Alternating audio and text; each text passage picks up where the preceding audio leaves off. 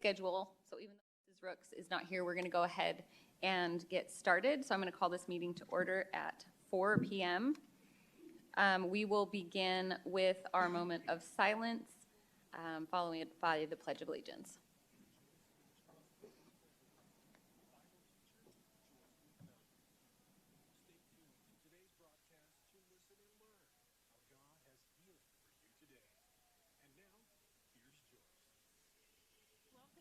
I pledge allegiance to the flag of the United States of America and to the republic for which it stands, one nation, under God, indivisible, with liberty and justice for all.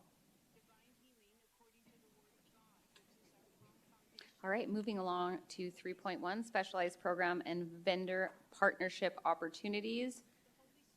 Dr. Summers, is he presenting this? Thank you, Sorry. President Proudfit. I'm actually going to turn the floor over here to Dr. Hernandez and welcome everyone this evening. We're excited for all of our great updates and information we're about to share. So, Dr. Hernandez. Thank you. Good afternoon, President Proudfit, members of the board, Dr. Summers, cabinet, and guests. Thank you for the opportunity to bring forward our work in support of every student every day. This afternoon's presentation will include background and additional context relative to administration's pending recommendation that supports improving the consistency of specialized programming at select district elementary schools. Specifically, this afternoon's presentation will include the opportunity to orient ourselves to specialized programming in the context of academic services, exceptional student services, and special education. Then we will walk through a simplified version of Peoria Unified Special Education Continuum of Services, followed by a brief overview of our offered specialized programs. And then we will conclude with a discussion of the considerations in recommending a vendor partner to support improving the consistency of staffing and programming for existing Arise classrooms that serve children with autism and children with autism-like characteristics. We begin this afternoon by situating our work through the lens of student success. Academic Services supports many programs in the context of learning and teaching that include exceptional student services. Exceptional student services include special populations of students such as our gifted learners, our language learners, our students who qualify for title services, preschool, and our students with disabilities and special education. Within special education, we support a continuum of services. We'll move from left to right as we review these services.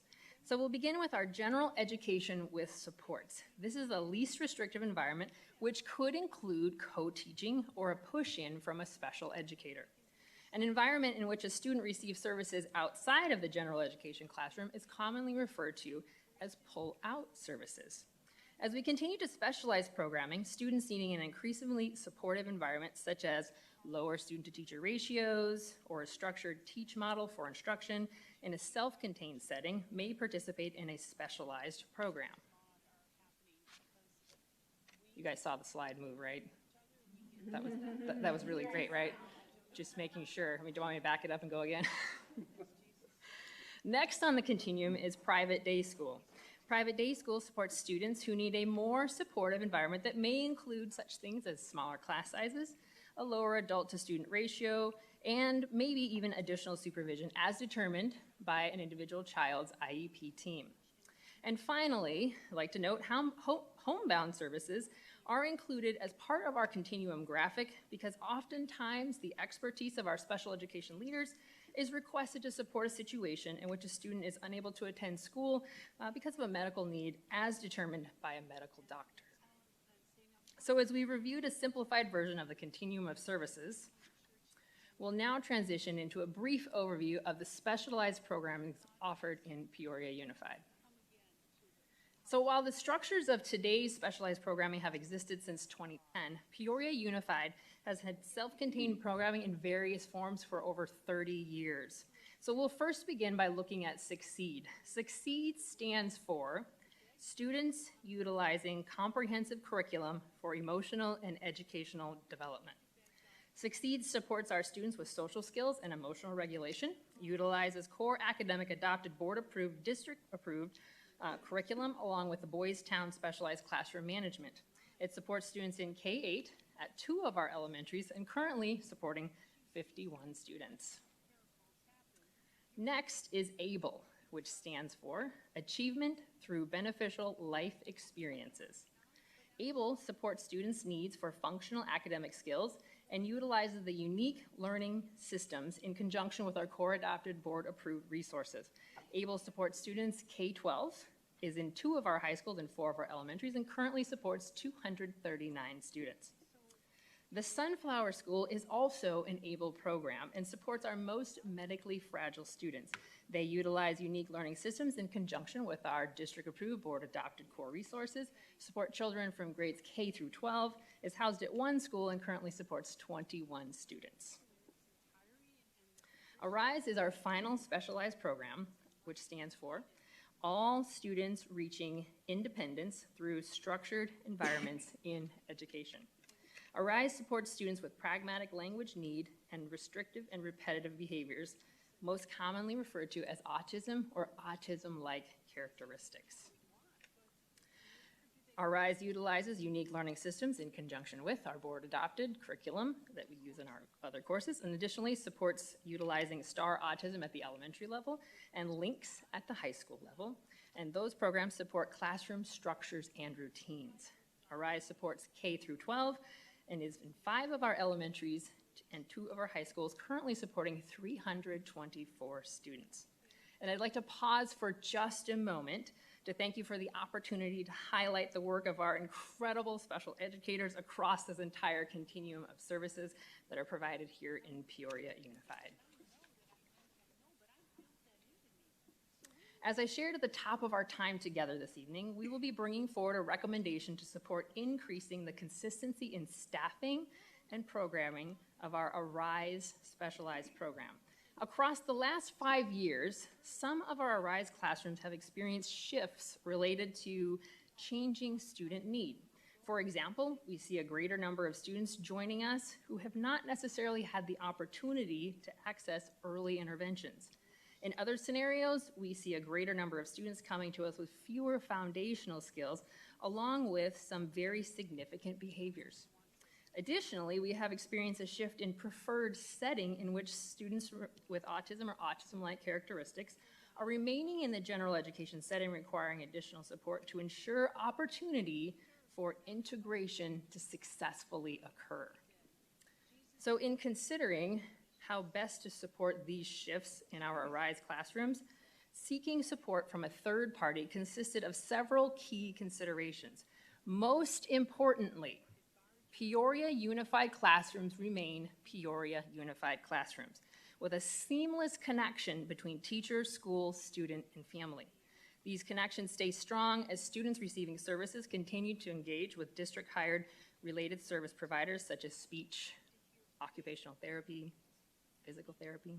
And additionally, the foundational program model and utilized curriculum would remain as the Peoria Unified Board Approved District Adopted, as I've referenced earlier. To ensure Peoria Unified students receive the highest quality services and instruction, along with the state and district standards for appropriate and required certification, they are upheld as staffing hires and placements are made to specifically ensure alignment with ARISE programming needs. As another consideration to improving the consistency in staffing and programming, Peoria Unified strategists who support our special educators and our Peoria Unified coordinators who support program oversight and our school administrators would remain in these capacity roles with that work. Most importantly, to achieve consistency in programming, our students and families need a consistent teacher and support staff team to promote academic growth and learning. The third-party partner would be responsible for providing a consistent staff for 2 classrooms at Ira Murphy Elementary that are currently supported by multiple contract agencies needed to fill vacancies. Finally, by working with one vendor as opposed to numerous as we are now, the cost becomes streamlined.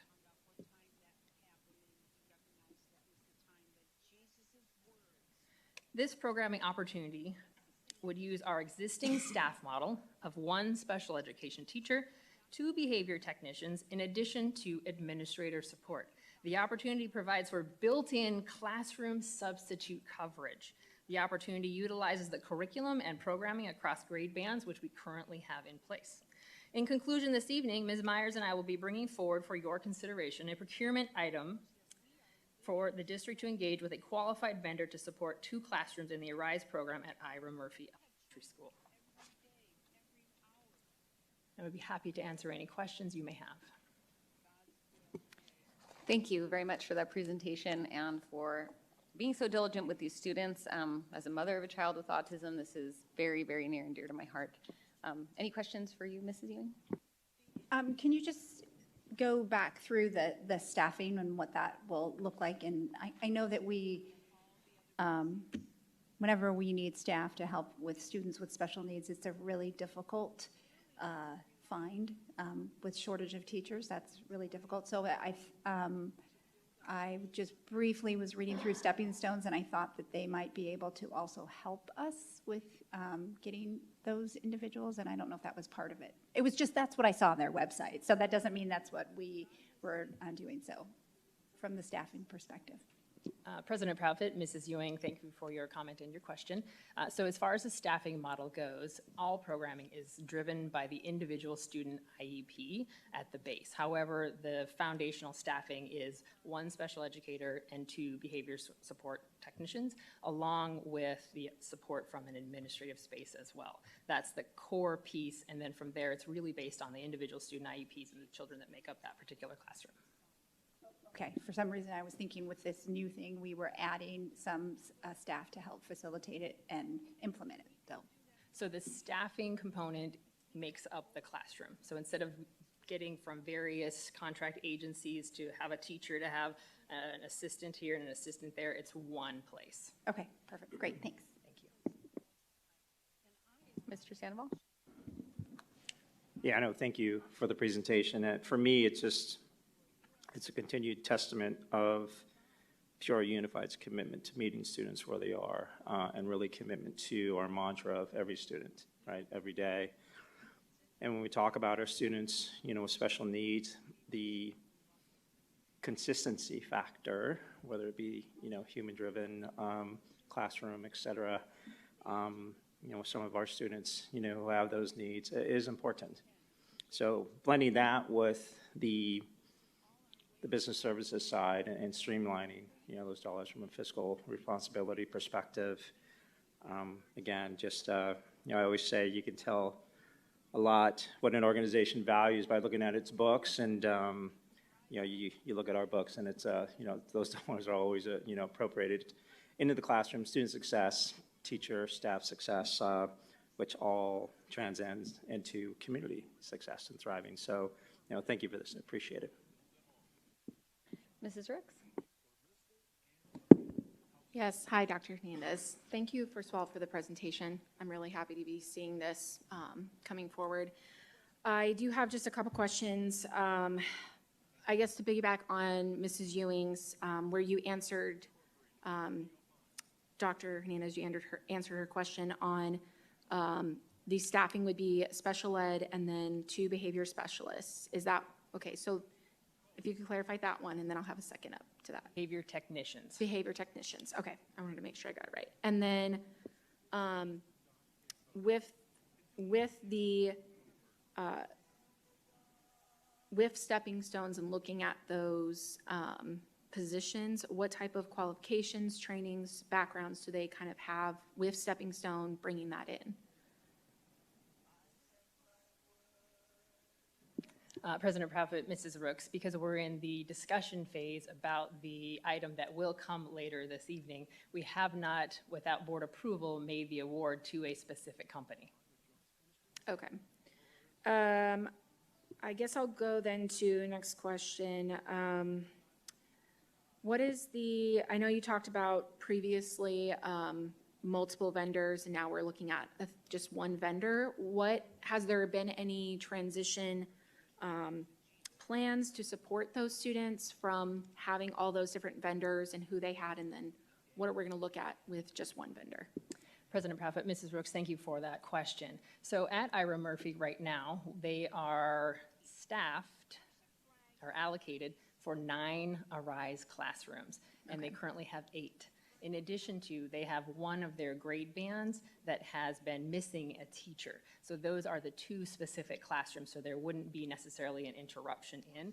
But pending governing board approval this evening, our conversations with an awarded company would begin to establish what that transition would look like, and that will take a moment. Okay, all right. And so we're just looking at Ira Murphy right now as, that's the only thing for, discussion and maybe moving forward? I don't know, is that to look at the other Arise schools? President Profit, Mrs. Rooks, currently that is correct. The first two would be for Ira Murphy with the opportunity potentially, pending governing board approval, to expand. But ultimately, as I've shared, the connection between the staff and the district and the parent school student community piece would maintain seamless. Okay, all right. No, yeah, I mean, I think this is good just to have stability for the students in that classes, because I know that that's what they really thrive on, is stability. So I'm really happy that you were bringing this forward tonight. And I think the only thing I would like is pending governing board approval, to know the qualifications and the trainings of the individuals that we're bringing in with these kids. Because like I know Ms. Ewing said, it is an important area, and it's, a big task to take on, and we want to make sure that we're really providing that for our students. President Profit, Mrs. Rooks, pending governing board approval this evening, I'd be happy to provide additional information in a Friday report. Okay, thank you, Dr. Hernandez. Welcome. I just love that phrase of streamline, because any parent that has been through the IEP process in trying to facilitate those services, I cannot even imagine what using different vendors for that just absolute influx of students would look like. And so any way that we can streamline, it lowers our opportunity cost on all fronts. And so, yes, this is great. Thank you very much. Yeah. If this is something that can be covered on this line item, can you talk to me a little bit about the process that you went through to have it reviewed, the people that were involved in it and so forth? That's going to be part of the board? Okay. Okay. So sorry. Well, how about I ask this? Okay. President Profit, Mrs. Ewing, if you'll recall, in January, the board approved the opportunity for us to do a request for proposal and RFP. That process was utilized, and part of that includes a committee that does the work that you are inquiring about.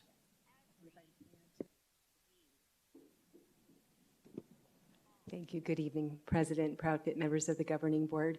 And in addition to that introductory summary, we have detailed in our regular agenda item who participated and the steps that were taken. And then you also mentioned, and I think this can be covered because you talked about it, is that one of the things that you noticed was the increasing needs across. You said that there was a lack of early interventions with our students, and some gaps in learning and so forth. And so that's kind of what brought forth the real need for that. So is there any sort of measurements or so forth that we're looking to get out of this to be able to show that we're meeting those particular desired outcomes? President Profit, Mrs. Ewing, if I may, just to clarify what I said, in that our students may not have had the opportunity to access early intervention.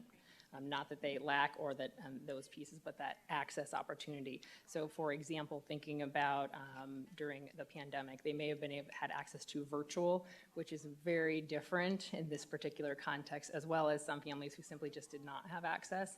And so that's the area that we are leaning into.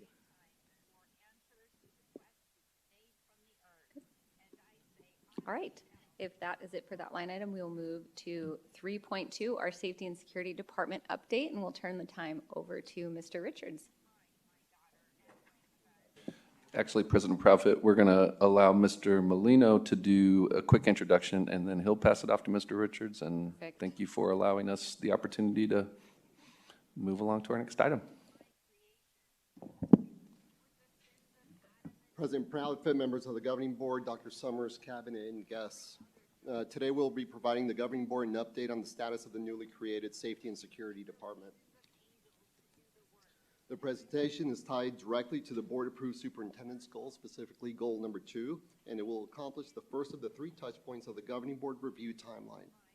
I will now hand it over to Mr. Matthew Richards, the Director of Safety and Security. Thank you, Kevin, and good afternoon, President Proudfit and board members, Dr. Summers, and administrative staff from the district office and guests. It's really great to be back and see you all here again today. If you don't know me for some reason, my name is Matt Richards, and I'm the Safety and Security Director here for Peoria Unified School District. Tonight, we're going to be going over a couple of agenda items, one of which is our department staffing. We're going to give you updates on our team's growth and our new hires. We're going to briefly go into our emergency operations plan, which is our preparedness and readiness model that we use for all emergencies. We're going to discuss our Emergency Operations Center, which is our centralized hub for our managing responses and communications during active events. And we're going to talk a little bit about our initiatives and priorities moving forward in support of Dr. Summers' goals for this year. This will be slightly broader in nature as an overview, and due to the sensitive nature of these topics, we won't discuss specific details about our security protocols or emergency operations procedures or our EOC, but that's in accordance to state statute. We're just going to keep it a little bit more broad, but we'll get into some questions as we move forward with this. So first of all, I'm really excited to introduce our new safety and security team. First of all, our most recent full hire is Stephen Boardman. He's not with us tonight. He's under the weather. He wasn't able to make it this evening, but we'd like to welcome Mr. Boardman formally. Some of you have had an opportunity to meet him at various events. But Mr. Boardman brings nearly 25 years of exceptional service in the educational services, having worked in various roles, including teacher, dean of students, athletic director, safety and security, and we're really fortunate to have his extensive experience with us on our team. Next, I want to introduce Jody Ceballos. She's with us tonight. She's waving right there, who will be joining our team on October 21st. Welcome, Jody. Thank you for coming this evening. She is retiring from a very distinguished career with Maricopa County, where she served as a custody officer. And throughout her career, Jody has held numerous positions, and just to name a few, including roles in the investigative unit, customer service was a big focus of her job responsibilities, emergency management, and she also trained other officers. On a personal note, we're grateful that she's here because she has a vested interest in our school district because she has children in our school system. So we're great to have, welcome Jody, and thanks for being here tonight. Lastly, I want to mention that we also have a current vacancy for a district security position that we're hoping to fill soon, and this role is designed to primarily cover sort of extended or after hours, perhaps 12 to maybe 8 p.m., and this individual we hire for this position will provide basically on-site support to identify real-time areas of vulnerability as students leave their schools, or to attend events and be eyes on property, to be sort of that gap that's bridged between our office and our field work that we do. We also recognize without a very robust and dedicated safety and security team, we would be very, very limited on what we can do, and we'd probably merely be reacting to security events and addressing certain deficiencies. And we're truly grateful and excited to have a full team being established right now with very, very talented members of our security team. And this will give us a lot of flexibility to pursue proactive initiatives, not just reactive ideas. And this will definitely better safeguard our schools moving forward. We're going to talk just a minute about our emergency operations plan. So let's take a moment to cover just some of the basics here. To start with a bit of history, our EOP was first implemented formally for the 2018 and 19 school year. Although there are other models of our EOP that was before that, this is our formal introduction to the EOP within our school district. Since then, it's been undergoing many updates, and in the summer of 2022 was our first revision of it, and just as recently as this year, 2024, we took it upon ourselves to be fully invested in that process to make sure our EOP is executed properly and up to date. And so everything's been up to, as a matter of fact, we took it to the other step where we had all of our local municipalities and state agencies sign a notice of an acknowledgement of receipt of our EOP, and they all have copies of it within both local municipalities and in the state as well. And if you look at the ARS 15341, every school site within this law is to have an EOP that meets minimum state requirements. The statute underscores the importance of being prepared and having a solid framework in place to handle all types of emergencies. Our key authorities in this process include the Arizona Department of Education and the Arizona Department of Emergency and Military Affairs. They provide essential guidance for us and resources to help us develop and maintain a very robust EOP. Glad to have them as our partners. Additionally, we conduct regular school safety audits and assessments, and with the oversight from the Arizona Auditor General's Office, these evaluations help us identify areas of improvement that we need to target and ensure that we are adhering to the best practices of school safety. We really believe from our team's perspective that the state, although provides a minimum standard, our newly formed team has the flexibility and talent to exceed these expectations. We're really committed to a multi-tiered approach that includes, and what's going on right now is our fire safety and inspections, in collaboration with our local municipalities of Peoria and Glendale assisting with that, as well as safety assessments and audits that we're going to be doing with our team regularly, which meet the state requirements as well. And then we added a third tier approach to this, and this is our crime prevention through environmental design, or CEPTED, and we'll discuss that just in a few more minutes. Let's review just the purpose of our EOP in brief. The EOP serves as really a critical framework for managing emergency situations. Its primary goals are, like it says on the slide, mitigation, preparedness, response, and recovery. This structured approach helps us effectively handle a variety of emergencies. Specifically, the EOP outlines clear responsibilities for various tasks during emergency situations, and it ensures that everyone knows their role and what is expected of them during an emergency scenario. By adopting an all hazards approach, we are prepared for a wide range of potential incidences, whether they are natural disasters, security threats, or other emergencies. In essence, our EOP not only helps us respond effectively, but also minimizes the risks and enhances our overall preparedness for any type of situation we might face. Training and exercises are a key component to our success on all of our emergency operations. To start, we require all key administrative staff and stakeholders to complete what we call the FEMA, the Federal Emergency Management Administration's IS-100C, which is the Introduction to Incident Command Systems. After this initial training, we implemented this year an annual refresher course requirement to ensure everyone stays updated on the Incident Command System. We also recognize that FEMA 100C is a one and done with FEMA. Once you're certificated, that's all you need to do. So that's one of the reasons we implemented the refresher course that's required each year, and it requires a certificate. So all key stakeholders must take that. In addition to training, we conduct various exercises to simulate emergency situations and test our overall preparedness at our school sites. Our drill schedules include monthly fire drills, with the first drill and its documentation was due on August 31st, and I'm proud to say that every one of our schools within our district have complied with that first and initial fire drill and did so successfully with documentation. Each school is also required to hold 3 lockdown drills per year. We also conduct shelter-in-place drills once each year, and a bus evacuations at least twice per year, and that's coordinated by the site administration and generally our transportation director or one designee. Furthermore, we engage in tabletop exercises to refine the response strategies.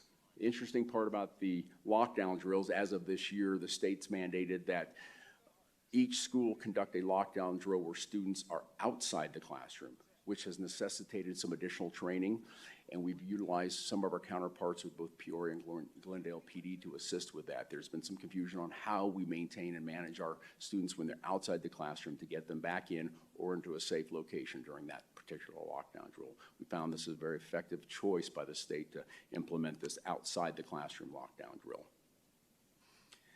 We think about avoiding delays in our initial response to emergencies is really a key to our success, and this is achieved through repetitive training. Without that, we have a tendency to get into that oh no moment where we have that delay. We don't want a delay. We want to train adequately so we can respond immediately and directly when there's an emergency situation. So I'm going to give you just a personal situation where I felt like I was not quite ready to go in an emergency situation. So some of you know that I'm an active pilot. I'm commercially rated, and I faced an unexpected oh no moment once that tested my readiness.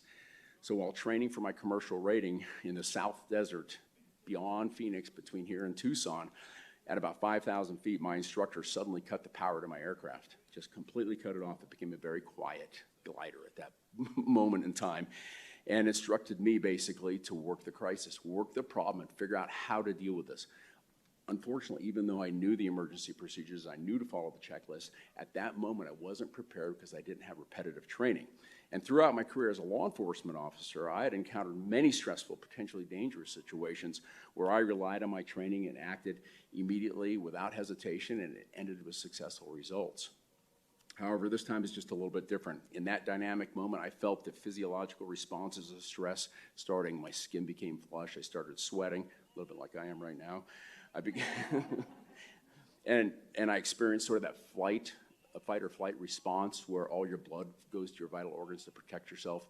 I had tunnel vision, and what's interesting is I even recognized these symptoms and signs as they're happening and wasn't able to control them for some reason because I wasn't ready for that situation.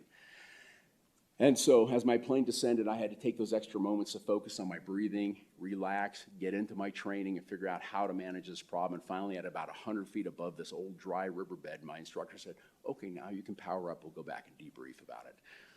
So this experience reinforced the critical nature of staying calm and relying on our training. Just like in aviation, our commitment to regular training, repetitive training in our schools is essential for effectively handling emergencies. We believe that to be very important. As a former U.S. Navy SEAL, Marcus Luttrell perfectly sums it up. You play like you practice, and you practice like you play. So practicing and repetitive drills and repetitive training makes us perfect in these emergency situations.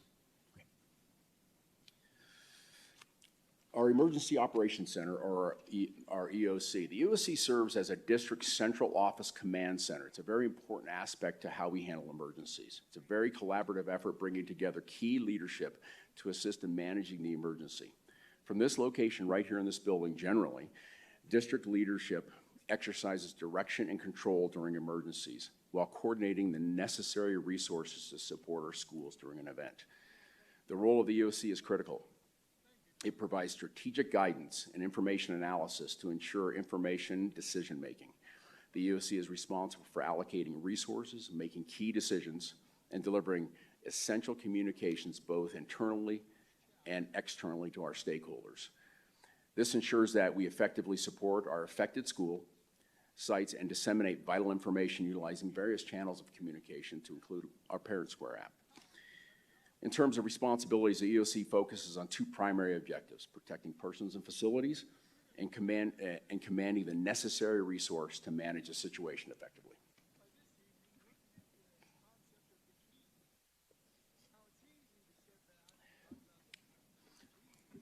Regarding our roles and responsibilities in the incident command structure, part of our FEMA training, our adhering to the incident command structure is as recommended by the Department of Education and FEMA is vital to a systematic approach to emergency situations. Following this structured approach is essential for maintaining clarity and efficiency during emergencies. It allows us to respond cohesively and ensures that every team member knows their role and responsibility in enhancing the safety of our students and our staff during these events. At the top of our structure is our EOC commander. As you see on our slide there, this individual is responsible for assigning roles within the EOC and directing the EOC team until the incident is fully resolved. One of the more equally as important part of this is our EOC liaison, and this person generally will go to the scene or the school of the incident and to coordinate directly with the EOC team. Many times it will be one of our security team members. Their presence on site really does bridge the gap between the incident and our central command, ensuring that information flows smoothly in both directions. Lastly, we have our crisis team members. These individuals follow assignments and support the EOC operations. Their adherence to the designated roles ensures that we can respond quickly and effectively in any situation that we're forced to be in. And that one of the equally as important process, just like in aviation, the debriefing process is vital. Our goal in our debriefing is to evaluate the effectiveness of the Emergency Operations Center's response during an incident. This evaluation allows us to assess what worked and what did not work so we can take the steps to better handle emergencies in the future. Additionally, we aim to identify lessons learned from each incident. Understanding these lessons is vital to enhancing our procedures and ensuring that we are better prepared for future emergencies. Moving into initiatives and priorities. One of our key initiatives this year is our crime prevention through environmental design, our CPTED. This initiative is an essential part of our three-tiered approach that I discussed in the first two slides. We've established a well-trained and certified CPTED team comprising a very, very diverse group from various departments within our district. And I believe this well-rounded approach and diversified approach is critical to conducting effective CPTED assessments. Each team member brings a unique perspective. It really does allow us to see things from different lenses and allow the opportunity for us to make the corrections that we need to at the sites. We also have invited our local counterparts in our law enforcement community to be part of our CPTED team because their expertise provides extra layers of scrutiny when it comes to identifying vulnerabilities and ensures that we address all potential risks very comprehensively. And you can see from our list up there some of the items that we will take into account for when we're doing our CPTED analysis as well. Some of our current initiatives and priorities. Regarding some of the current priorities focused on enhancing the safety and security of our schools. First, we're making significant strides in our door hardware and access control systems, and this upgrade is essential for ensuring that the facilities are secure and that access is managed effectively. Very important part of our safety and security model this year.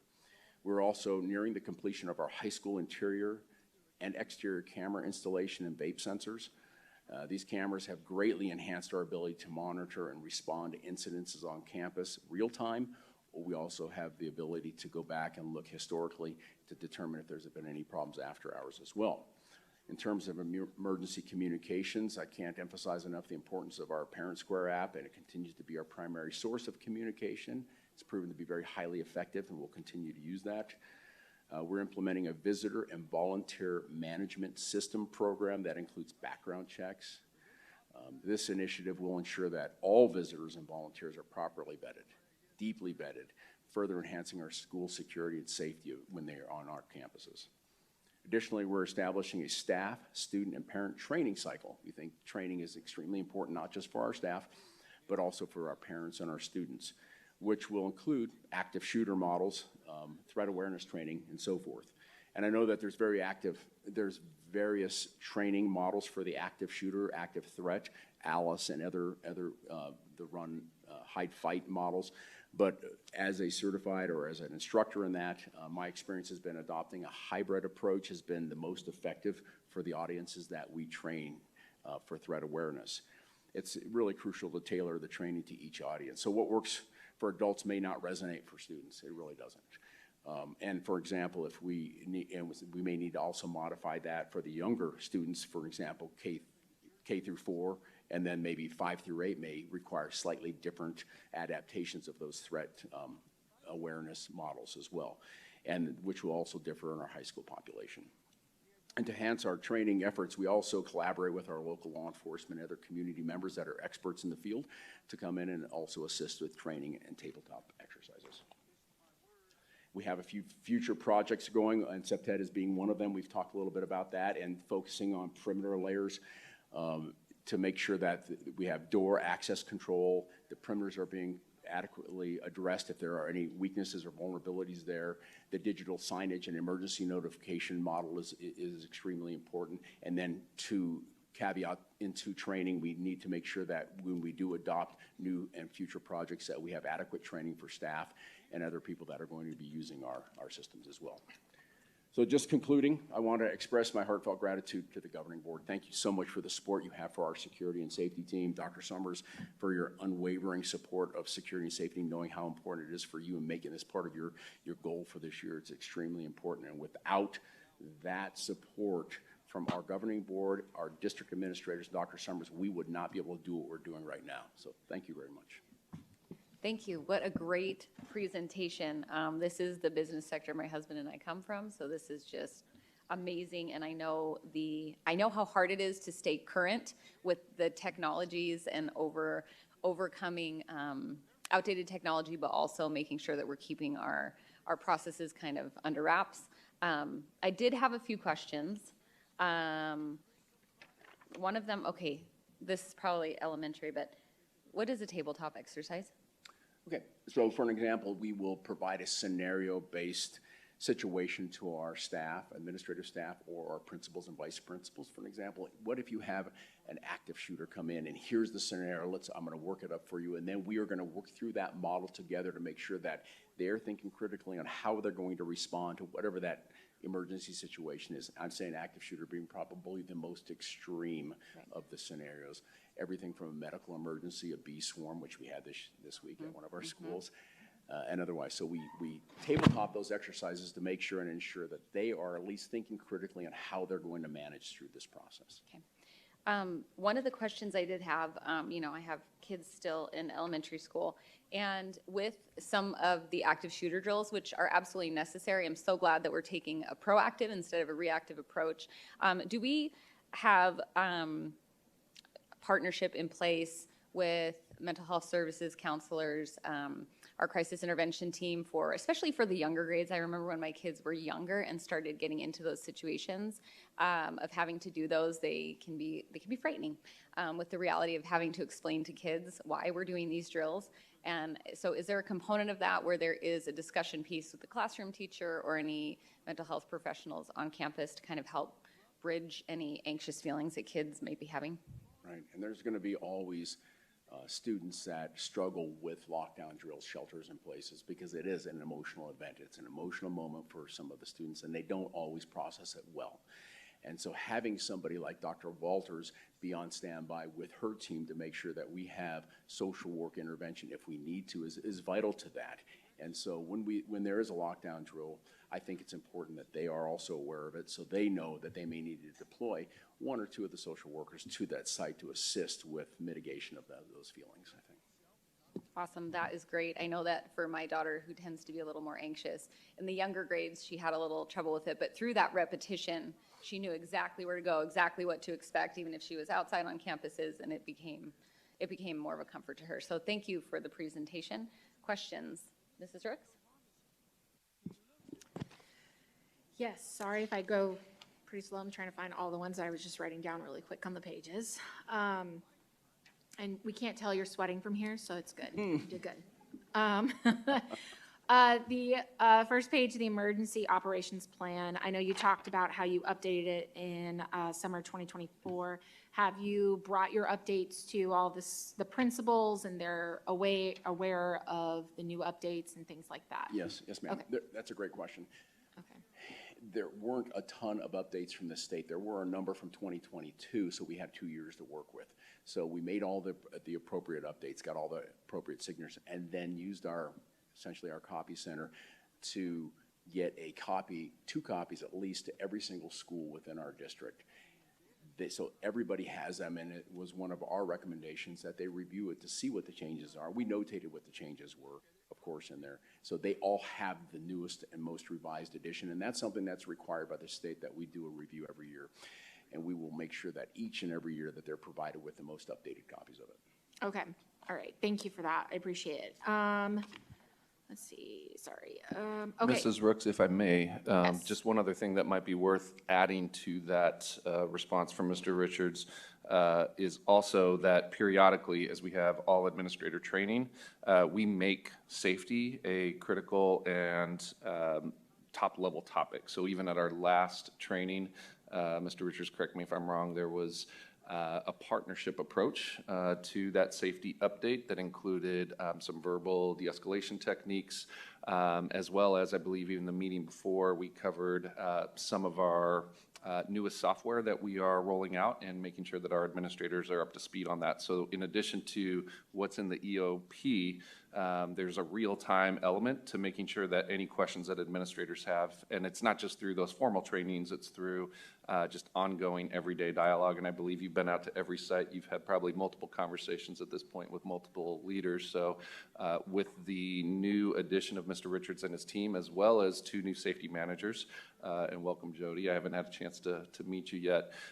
We want to make sure that it's a robust and well-coordinated two-way street of communication. And so I just wanted to call those pieces out as well, because it's both, again, the formal plan as well as anything that needs to be addressed ongoing on a day-to-day basis. Anything else you would add to that, sir? No, I think that's great, Dr. Summers, and it really is, we think it's very important that the staff don't just hear from me as the safety director, but they hear from our community partners as well, whether it's emergency services, police, or anybody else that's an expert in that field to bring them forward and assist with the training. We think that's really important and vital for their learning. I think that's great. I remember having, I think it was the Liberty High School SRO. She wanted to do a lot of trainings with staff with just even something simple as putting on gloves if you're checking for fentanyl, right? So like, I just remember having that conversation with her. So I think that's really great to utilize, you know, the emergency services that we have of who we can partner with. So that you mentioned the EOC Center. I think I've heard about this before, like if there is an emergency at a school, they can contact this center to see what steps to be made. Do you know who's in that EOC Center to pick up that call? Like how many staff members do you have to do that? Right, there's kind of a couple of different approaches. We have an emergency contact number where it will roll directly to me. We'll start that process together collaboratively. And then through Danielle and the public relations side is where we begin our EOC communications, and maybe Danielle could comment a little bit on that. Sure. Thank you, Mr. Richards and President Proudfit, Mrs. Rooks. Great question. It's a very full space with a number of us. I think it's important to note that each of us has an assigned role and responsibility within that center, but there's also 2 backups identified for each position should one of us be out or should one of us, be unable to respond on vacation or something. We also have a way that we can communicate digitally, and so much of our work can also be done, and we've had to activate our EOC. If you'll recall, the horrible microburst that took place right over Peoria High School, I think it was that last year, Mr. Molino? Feels like 5 years ago now. I believe it was last year, about the 3rd day of school, but we had to convene our EOC at 3 a.m. remotely, and so we have the tools to be able to do that and to function in that way. But once that initial call comes in, it's a coordinated effort between Mr. Richards, Mr. Molino, myself. We involve any of the other cabinet level members and determining if we need to just provide a simple response or kind of guide them through a particular situation, or if we need to fully activate our EOC and begin coordinating multiple resources to respond. Okay. Thank you, Ms. Ari. I appreciate that answer. And thank you also for that. What was the last page I think I had here? Yes. Okay. The current initiatives and priorities page. I know you talked about the door hardware, access control. I know that we were updating all of the front offices. Do you know how many schools have those all completed? Are we still waiting on a few? I don't know if that's Mr. Molino or, sorry, Mr. Richards. President Proudfit, Mrs. Rooks, all the school front offices have been completed except 2. The glass installation for those 2 will be done around mid-October. Mid-October. Okay. All right. And then is that different from the, I'm guessing, the door hardware and access control? Are those the same? Correct. The door hardware and access control is switching out the system for our key card access. Okay. And then a lot of that will be depending on available funding. Okay. All right. And then let's see. The background checks. Visitor and volunteer management system. I know whatever we've had currently or previously, just from hearing from parents about signing up for field trips and trying to get that quickly so that our teachers have volunteers on the field trips for the students. Going through that system, are we using the same one? Are we doing something different? How long is the process? President Proudfit, Mrs. Rooks, it will be a completely different system and process. We're working with human resources on the volunteer management side, and then with Mr. Richards and his team on streamlining and replacing the way the school handled visitors. So we hope that by the end of October, we'll have a proof of concept ready and something in the hands of the Human Resources Department so they can start working on those processes. And instead of rolling fingerprints, it'll be a digital process. Okay, I think that's all the questions I have. I do like seeing the staff, student, parent training cycle. I think I've never seen that before, so that would be great to see that. I know that, I think it's the Peoria Police Department has their Peoria Academy, I think is what it is, and just seeing how there's so many volunteers, community members that just go and take that to see. I think that's just really great to kind of see that in there. So I'm excited to see what that looks like. So thank you. Thank you. Mr. Sandoval? Yeah, thank you. So first question is, so when you were flying in the southern sector of Arizona, Okay. and your flight instructor cut the power, did you ever consider just hitting the eject button? Not that kind of a plane, Mr. Sandoval. So as you went through your presentation, and you keyed on training a few times throughout the presentation, which I absolutely appreciate, because when we talk about the different layers of really the human capital side of safety and security throughout the district, from Peoria PD, Glendale PD, our SROs, our SLOs, and our on-site security, right?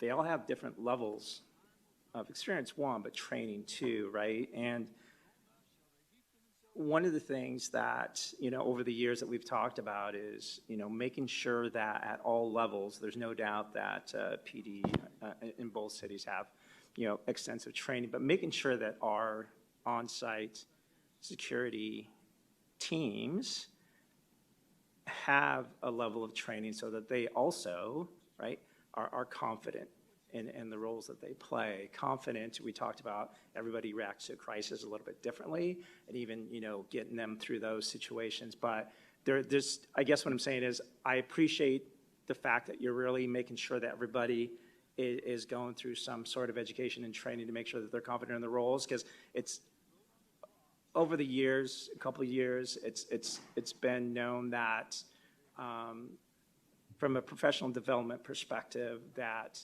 we've had opportunities in making sure that our on-site security officers were also, trained and confident in their roles. So I do appreciate that. I mean, can you talk a little bit about, as you've gone through your listen and learn tours, I'm going to use your phrase there, Dr. Summers, but when you've talked to our on-site security teams, I mean, what have been some of the opportunities that you've heard from them, and how are we addressing those? Yeah, President Proudfit, Mr. Sandoval, that's a great question. And what we think is important is that we have consistency across the board. We understand that there isn't always that, especially if you have newer security team members or you have a new SRO or SLO at that particular site. We do understand there's a learning curve for our new SROs and SLOs, but we want to make sure that there's a standard operating procedure in place, which is usually overseen by the sergeants or whoever is supervising the respective SROs and SLOs, in collaboration with our office as well, because our safety and security team would like the model itself to be extremely effective and consistent across the board. And what I've seen is that most of the SROs are all operating in the same fashion with just a little bit of deviation, but most effectively. What we do see is a little bit of difference with our non-armed security representatives at those sites, and we want to make sure that they all fall in line with what our expectations are, both during the school day or if they're operating in an event thereafter.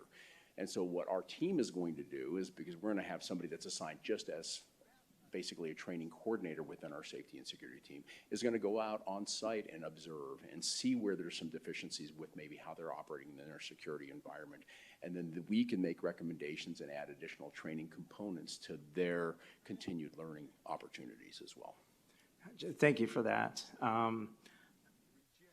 Along the lines of your listen and learning tours, you talked about state requirements in your presentation and making sure that, and I'm going to paraphrase, so please clarify, making sure that our sites at least all have safety and security measures present that at least align with state requirements. Is that kind of what you said? Yes. Okay. So with that said, we're a district that is, you know, are we over 140 years old now? But at least a minimum of 140 years old, right? So we have sites that are aging, right? And, you know, when you take a look at those nuances, we talk about, you know, meeting students where they are. And so I'm going to kind of use that and kind of meet our sites where they are, right? From a just how they're set up differently, you know, Sunset Heights versus IRA A. And, you know, question for me would be state requirements. I mean, are those, you know, have state requirements adapted to, right, those aging sites? And if not, you know, how we are seeing those opportunities and making sure that we are integrating, right, measures to ensure that, you know, all of our students, you know, are in safe and supportive environments. So you go ahead. No. Yeah, I'm just going to unpack that just a little bit with you. Okay, Mr. Sandoval, we believe that the state's minimum requirements are just that, the minimum requirements. We don't want to be just the minimum requirements school district. We want to exceed that excessively. And there's some ways to do that that's within our budget, and there's some ways to do that that are not within our budget. We want to be essentially the gold standard of what safety and security needs to look like at a very, very high level. We want other school districts locally and nationally to say, that's what we want in our schools. We want that kind of a safety and security program there, and this is how they're doing it. And what you're talking about is we're talking about sites that probably need some work as far as hardening and making sure that they have adapted to what their security needs are. There are going to be times when we go through our audit and assessment program, which will model essentially the state's minimum requirements, and then our added parts to it. And we're going to determine this site needs various things that are going to make it more secure and more safe for our students and our teachers. And we also understand that we can only do what we can do at the present moment. There might be 2 or 3 things that we can do that can make it adequate, but we will possibly need additional funding to put higher fences in or create an environment that's a little safer. But we also know because of the budget, it would be one that would take a little bit more work to get to that level. But we want to make sure that we are well above the state minimum requirements. That's our goal. There will be times that we will be right at because we can't do much more about it, but our objective is to be well beyond. Thank you for that, and thank you for being sensitive to the, again, every side is a story, right? Last question is just in and around, you know, as a district, it's Peoria Unified. It's always been known for not only continuous improvement, but forward thinking, right? I'm looking out 5, 7 years. You know, our cameras, I know they have AI capabilities, right? But as you take a look at, you know, the future from a safety and security perspective, just looking forward to your input and your lens, being in those conversations with the team, certainly Ms. Myers and Business Services, to understand, you know, how technology can be very, very important and helpful in ensuring that our students, teachers, staff, families, you know, are safe when they come onto our sites. So thank you for the presentation. I appreciate that. President Proudfit, members of the board, thank you very much. Thank you. Thank you for the in-depth. And a lot of these questions that you guys have, you kind of covered some of them. I am very excited about the visitor and volunteer management, and with the background checks and that going digital, I think that will help streamline that because I do get a lot of questions regarding that. I know they covered a lot of the different things, but I know that we have 2 new kind of buildings that we're going to be putting in place on 2 of our campuses, both Lake Pleasant and Liberty High School. Can you talk a little bit about the kind of the safety assessment that you do when adding that, and what just with the changes to our campuses and how that plays in differently? And then also I want to say that I was down at the South Peoria leadership meeting. City of Peoria Police Department runs that, and they just talked highly about the relationship that they have with Mr. Molino and his department. So I just wanted to let you know that they just talked about the great relationship that they have. So thank you so much for that good relationship. Great, thank you. Mrs. Ewing, President Proudfit, when we designed the building for Lake Pleasant, one of the conversations that we had with the architects in the design stages was through the SEPTED lens. And those safety components, both not just meeting the minimum requirements for ingress and egress in emergency situations, but the layout, window locations, and those kind of things. So that was the conversations that we had with the architects for Lake Pleasant. For Liberty, we're at the very beginning stages of that process, but we're having the same conversations in regards to, depending on the location of the building, outside perimeter, whether students would have to be outside the perimeter to get to the building, or if they would be within the campus with internal access. So those are conversations that we've had. Great, thank you. And then the one thing I always get asked when something happens, we have a great communication system that goes out through Parent Square to our parents, but there is that missing component that goes out to the larger community or folks who have grandchildren that maybe that are in the system that don't have Parent Square. So do we have a plan for when something happens? How do we get information out to the larger community who is still very tied to our schools? Ms. Airy?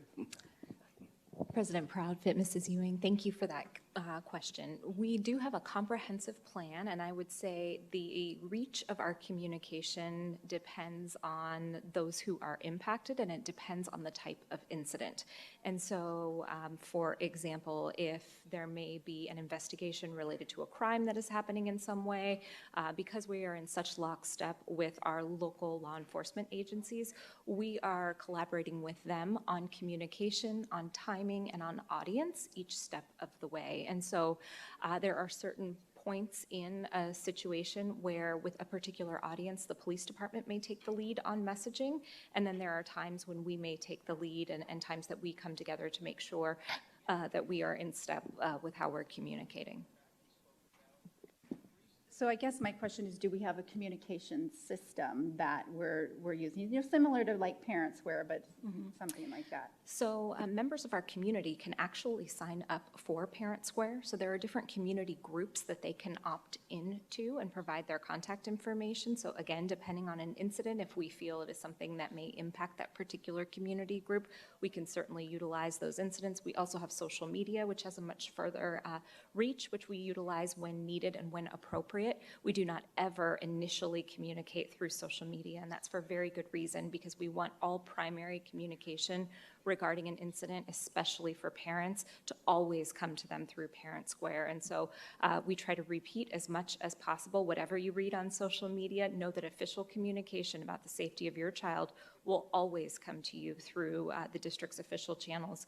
And we use Parent Square for that very reason, also for the ability for it to provide those translation services that so many of our parents rely on in the event of an emergency. So the other piece I would say is our relationships with our local media. And so that is another effective tool, but that is always the final step in our process, is sharing information with the media. And then of course, following up is very important to us with their questions, and they also play a role with communicating with the broader public.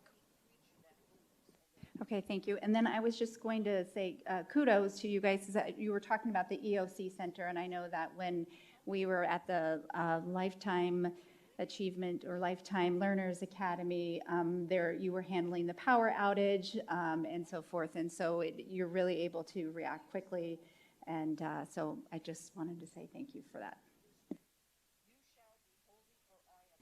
Thank you again. Moving on to 3.3, our facility master planning, new elementary school construction and related past communication to the Citizens Advisory Committee. Turn the time over to Mr. Molino.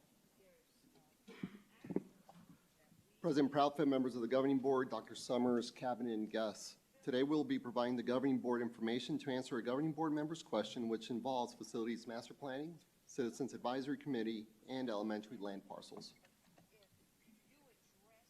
The board member's question was to bring clarity to information that was shared during a Citizens Advisory Committee and we'll be providing information that was presented to the committee and the governing board in the spring to provide clarity. A typical elementary school parcel ranges from 13 to 15 acres, and they are donated to the district through the developer assistance agreements. And then the cost to build a new comprehensive KA elementary school is currently $30 to $40 million.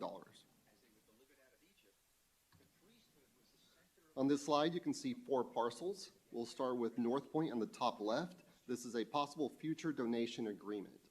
The district currently has 3 parcels with approved donation agreements: Rancho Cabrillo, that you see on the left, Mystic, and Meadows. Out of these 3, Mystic has a 20-year reversion clause, and Meadows has a 10-year reversion clause. Rancho Cabrillo does not have a reversion clause. I would like now to introduce and hand the floor to Ms. Myers, our Chief Financial Officer. Ms. Myers? Thank you. Thank you, Mr. Molino, and good evening, President Proudfit, members of the Governing Board. You'll recall that last fall, on November 16th, the Governing Board reconvened the Citizens Advisory Committee, and the purpose of the committee was to make a recommendation to the Governing Board regarding calling for a bond and/or M&O override election on November 5th, 2024. If the recommendation of the committee was that Peoria Unified should go out for a bond, the committee would also recommend dollar amounts to correspond with the recommendation. Once a recommendation was made to the Governing Board, the committee terminated. The committee met during the months of January through April, and all 7 meetings were held here at the district office. They were open to the public. Meeting agendas, materials, and minutes are posted in board docs for community reference. If we move to the next slide, please. Here on this slide, you'll see information that was shared both on April 25th and May 9th at governing board meetings. The committee's $120 million bond recommendation included a focus on priority and essential projects, safety and security, transportation, technology, and new elementary school construction. The committee recommended that the Meadows should be the location for the new elementary school. The bond resolution that the Governing Board approved on May 9th, 2024 was the basis for the 2024 bond authorization and was based on the Governing Board's action on April 25th. And you'll see on this slide here from the voter information pamphlet related to the $120 million bond authorization is the breakout and the proposed capital improvements, which align with the slide that we showed previously in the board action on May 9th. The Citizens Advisory Committee received information regarding available parcels for elementary school construction and comprehensive and non-comprehensive school construction costs, which was the basis for their recommendation. The 2024 bond authorization is not dependent on a specific location or format for a future elementary school. In the future, the Governing Board will have the opportunity to provide input to administration related to the location or format of a new elementary school pending available funding. And with that, that concludes the presentation, and both Mr. Molino and I are available to answer your questions. Thank you. Thank you, and thank you for the update. I actually do not have any questions. Mrs. Ewing, do you have any questions? I don't, thank you. Mr. Sandoval? No, not at the moment, but I don't at the moment. Thank you. Mrs. Rooks? Not necessarily question. I mean, this is what I was just kind of hearing about, just the confusion of it, I think was just looking at, because I know that Peoria Traditional really has been looking forward to getting their own school outside of Coyote Hills. And so I just wanted this kind of brought forward because I know that the Citizens Advisory Committee had mentioned about the land. If a bond passes, the land would be for Meadows. And so that was where I was just kind of seeking that feedback to see with that direction. Because, yeah, I mean, Peoria Traditional really is, it's hard to have both of them there, Coyote Hills and Peoria Traditional. So that was just where I was looking at. So not really any questions. I just really wanted to better understand. So thank you. And if I may, Mrs. Rooks, I just want to make sure, being that at the last meeting, the question that was raised our whole intent was to make sure that we added this clarity through this presentation this evening. So has that question been answered to your? Yes, it has been answered. I guess just I guess if the Citizens Advisory Committee was really looking forward to, if the bond passes, that the school would be for the Meadows, especially since we're, I think, coming up on our 10-year. I just think that that's where, just following what the Citizen Advisory Committee was looking at. So that was the only clarity I was looking for. So yes. Thank you. Hey, I'm just going to piggyback on that real quick, Dr. Summers. I think, and I'll make sure this information gets to you. I mean, this is literally just in, but there's just, as I'm reading, there seems to be just a discrepancy, kind of a discrepancy between the April 16th meeting and then what was presented to the board from a bond perspective on April 25th. But I think it is clear. I mean, there's no doubt from a planning perspective as we look at the bond and understand the needs of the district as a whole. We've always been really, really good at taking very research and data-driven approaches, right, to ensure student success throughout our entire district. But, well, I think it is clear in this room, if there is any information that may be out there that goes beyond this boardroom or individuals, well, beyond this boardroom, it may make sense to make a broader communication to the community just in and around the thought process that the district goes through as it determines sites and facilities and repurposing, et cetera, all of that. That may be important to communicate. But again, like I said, I'll make sure that this gets to you and team. Certainly. Yeah. Thank you. Yeah. Well, and I think too, the confusion might be that, lots of possibilities are discussed and we're just not to the point in the process because we don't know what the funding source is going to be on exactly where that will be. Obviously, it would need to go to the board and reconvene that committee. So looking forward to seeing how this process plays out in the coming months. All right. Thank you. That is it.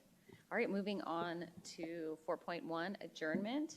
I move that we adjourn this meeting at 5:11 p.m. I'll second that. Thank you. We have a motion made by myself and a second made by Mr. Sandoval. Ms. Ari, will you take us through a voice vote? Certainly. President Proudfit, Yes. Clerk Sandoval, Yes. Mrs. Ewing, Yes. and Mrs. Rooks. Yes. Thank you. Motion passes, and we're going to be moving on to 5.1, convening executive session pursuant to ARS 38-431.03A3, discussion or consultation for legal advice with attorney or attorneys of the public body.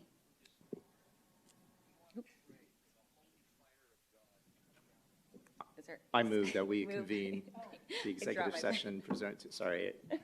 Thank you. You got Yes, it. move. Go ahead. You So can- moved. Yeah, so moved. I will second. We have a motion made by Mr. Sandoval and a second made by myself. Ms. Ari, please take us through a voice vote. Certainly. President Proudfit, Yes. Clerk Sandoval, Yes. Mrs. Ewing, Yes. and Mrs. Rooks. Yes.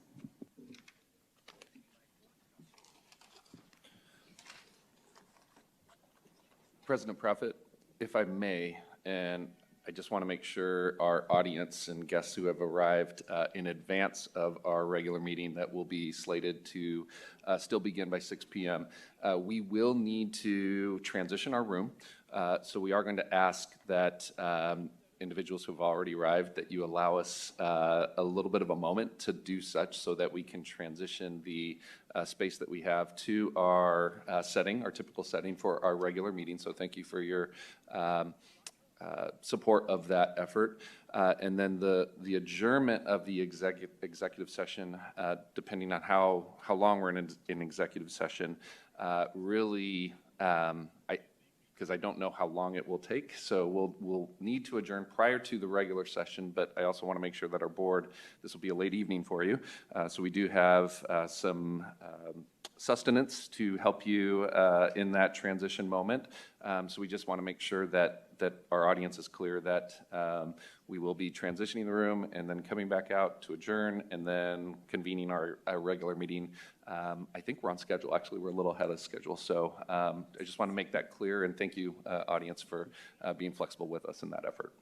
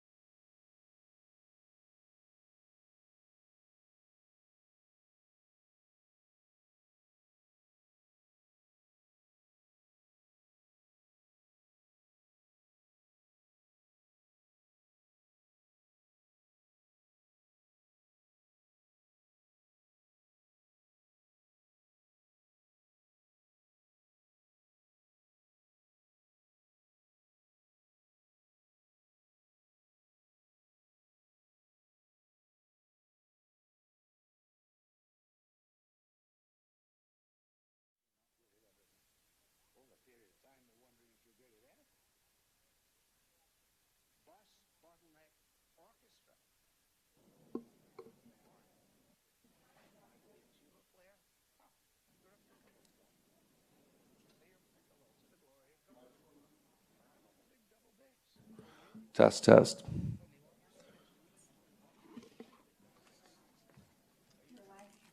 Yeah? All right. I move that we adjourn this executive session at 5:39 PM. I will second. We have a motion made by myself and a second made by Mrs. Rooks. Ms. Harry, can you run us through a voice vote? President Proudfit, Yes. Mr. Sandoval, Yes. Mrs. Ewing, Yes. Mrs. Rooks. Yes. Thank you. Motion passes. We are adjourned.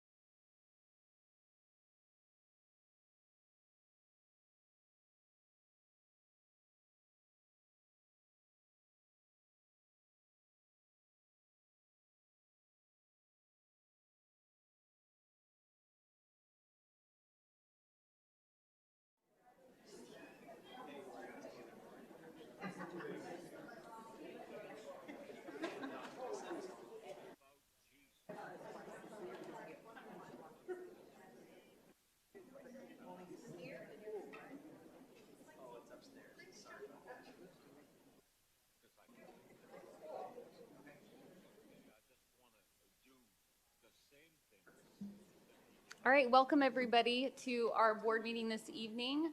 I am going to move that I'm going to call the meeting to order, at 6:01 p.m. We're going to begin this evening with our moment of silence and pledge of allegiance led by Mr. Sandoval. All right. If I could ask that we all keep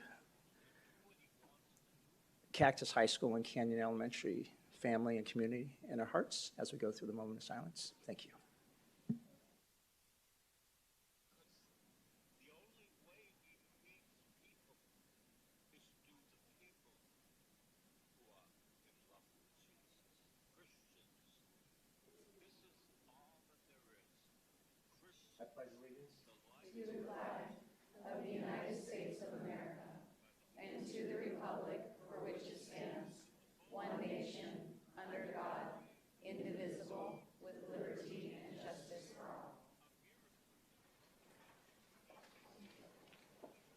Thank you. I wanted to apologize for our last board meeting. We were having technical difficulties, so the minutes from that board meeting are available on the district website.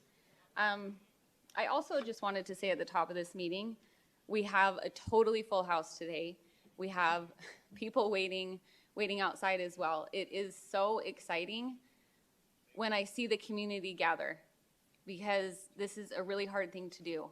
We all co-own this school district together. All of us have equal vestiture in this school system, and that involves wrestling with really, really tough topics.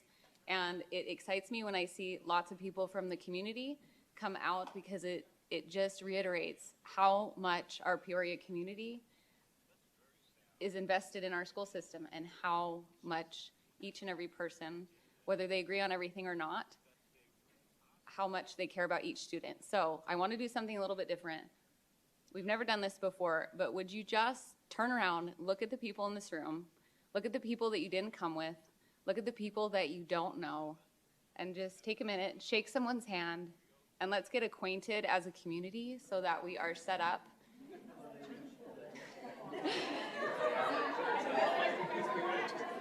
Okay.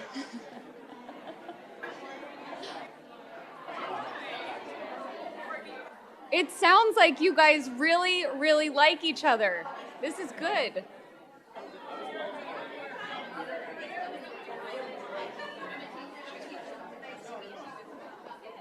Wonderful. Thank you. Thank you for doing that. I think this has been a very tumultuous couple weeks, and I think the more that we can remember that we are all here for the same thing. We might disagree on a lot, but we are all here for the same thing, and we need to keep that and the students at the absolute focus of every single one of our meetings. I also did want to recognize that Miss Linda Palace-Thompson is here tonight at our meeting, so truly one of the Peoria Unified greats. So thank you for taking the time to be here this evening. All right, we will move on to 3.1, address agenda and consider adoption or recommending changes. I have 2 items that we have public comments, so if we could pull 512 and 514, please. I motion to approve the agenda minus 5.12 and 5.14. Pardon me, President Proudfit, if I may? Yes. Administration is recommending that agenda item 5.8 be tabled, please. Okay, so do you want to make your motion again? Yes, okay. Wait, do you want me to make the motion, or does Ms. Ewing or Mr. Sandoval have any other Any other? recommended changes? Sorry. Anything else? I don't have any recommended changes. I don't either. Wonderful. Okay, so, sorry about that. Okay, so motion to approve the agenda minus 5.112, 5.14, and then tabling 5.8. I will second. We have a motion made by myself and a motion made by Mrs. Rooks and a second made by myself. Board members, please cast your votes.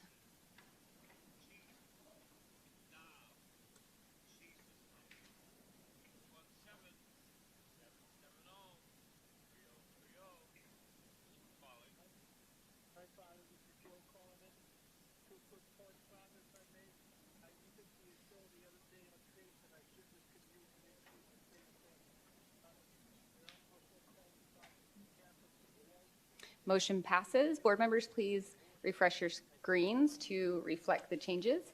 All right, moving on to 4.1, recognition. We'll turn the time over to Ms. Airy. Good evening, President Proudfit, members of the board, cabinet, guests that have joined us this evening.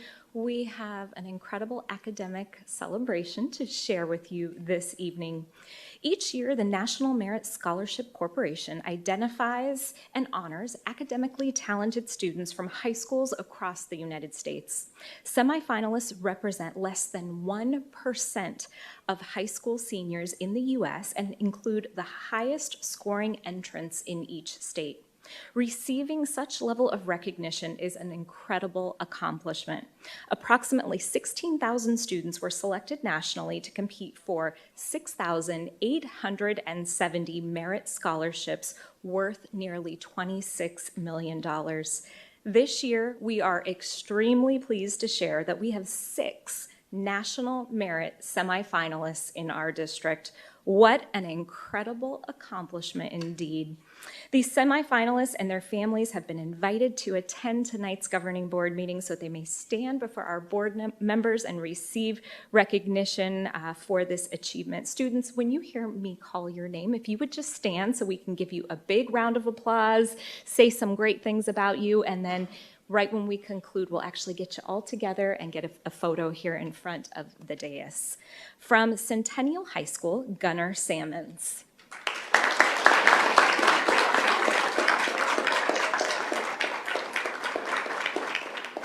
From Ironwood High School, Sasha Tehore and Daniel Wirt.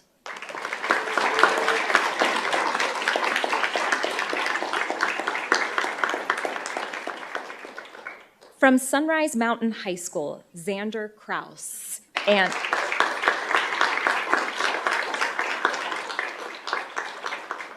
also from Sunrise Mountain, Tammy Lee.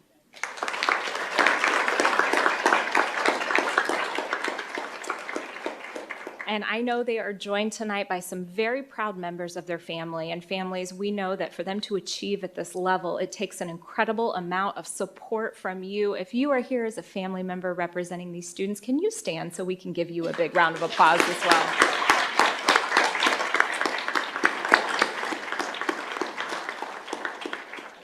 And I know we also have Mr. Russ Dunham from Ironwood High School, Mr. Vance Setka from Sunrise Mountain High School with us. And so thank you for being here. I know you are probably so incredibly proud as well.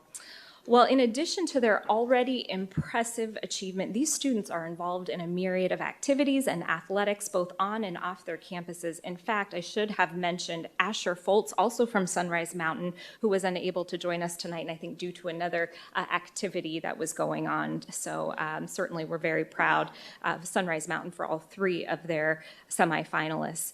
But to be considered as a national merit finalist, the next phase of the program, the semifinalists must go through a rigorous process, which includes a detailed scholarship application, including demonstrated leadership abilities, proof of their outstanding academic record, an essay, an endorsement, and earn high SAT scores. We certainly wish all of them best of luck as they move forward in this process and continue to do really outstanding things at their school and in their community, and of course, just represent their schools so well. So students, if you wouldn't mind at this time, I'm going to ask you to stand up and come stand right in front. We would cue elevator music if we had it, but we're going to just get you together and take a quick photo. So if you would come right up front here, and I have Griffin's going to help us out and snap a photo. And parents, please, if you'd like to get up and take a photo as well, now is your moment.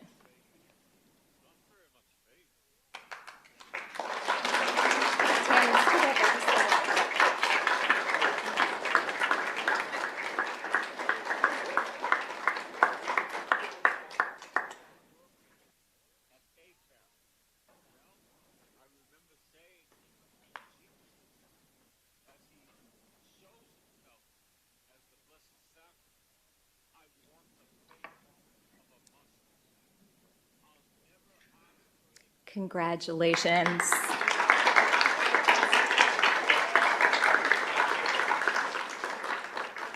Quite the exceptional honor, and President Proudfit, I will turn it back over to you for any comments from the board. We tried to seat them all in one general area so that you can congratulate them. Thank you.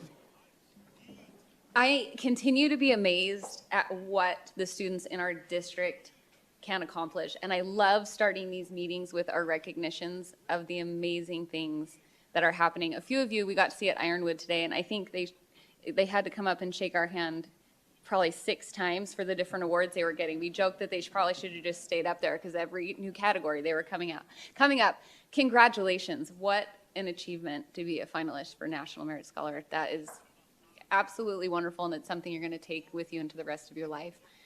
Way to stick with it. That takes a significant amount of stamina and endurance. I will tell you, I certainly did not have that as a high school senior, and good for you that you do.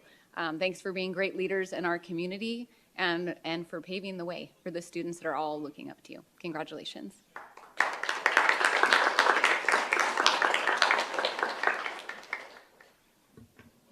I just want to say congratulations to all of the students. I'm really excited what you guys are going to accomplish beyond high school. I'm going to give a big plug to our alumni network. Please make sure that you get connected with that so that we can track all of your success beyond high school. But and really, I know how much support it takes with the families when you're supporting students, especially if they're involved in outside activities as well.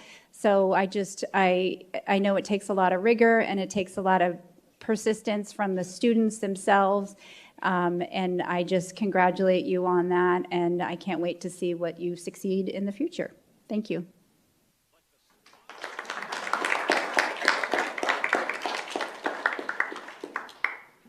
Yeah, I'm going to piggyback a little bit on what President Proudfit said. For me, it's walk in the classrooms, at all of our sites across the district to see the amazing work that goes on from our students, teachers, and staff, just unparalleled. Mr. Dunham, Mr. Setka, all your teachers, staff, thank you. And the families, the parents, thank you for being by, your students' side and always lifting them up. And when they fall, you pick them up and say, try again. To the students, just continue to be the best version of yourself every day. You are truly inspiring, and we have a hashtag, it's Peoria Unified Pride, and without question, you are that. So thank you for being you. Continue the great work, and just looking forward to your success as you leave the walls of Peoria Unified, and really have and thrive and just contribute to our collective success. So congratulations.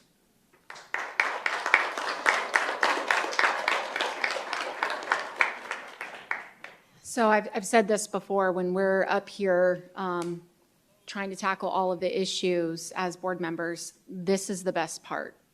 Having you guys come in here and being able for us to see all of the achievements that you guys have made in your education. It's literally the best part. That's the only words that I can describe it.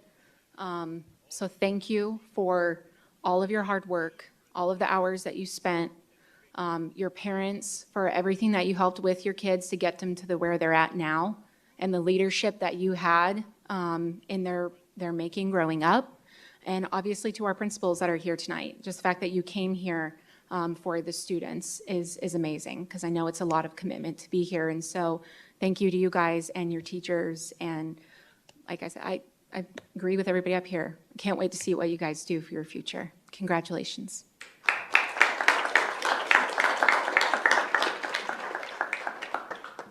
All right, we're going to move on to 4.2, board comments. We'll start with you, Mrs. Ewing. Thank you.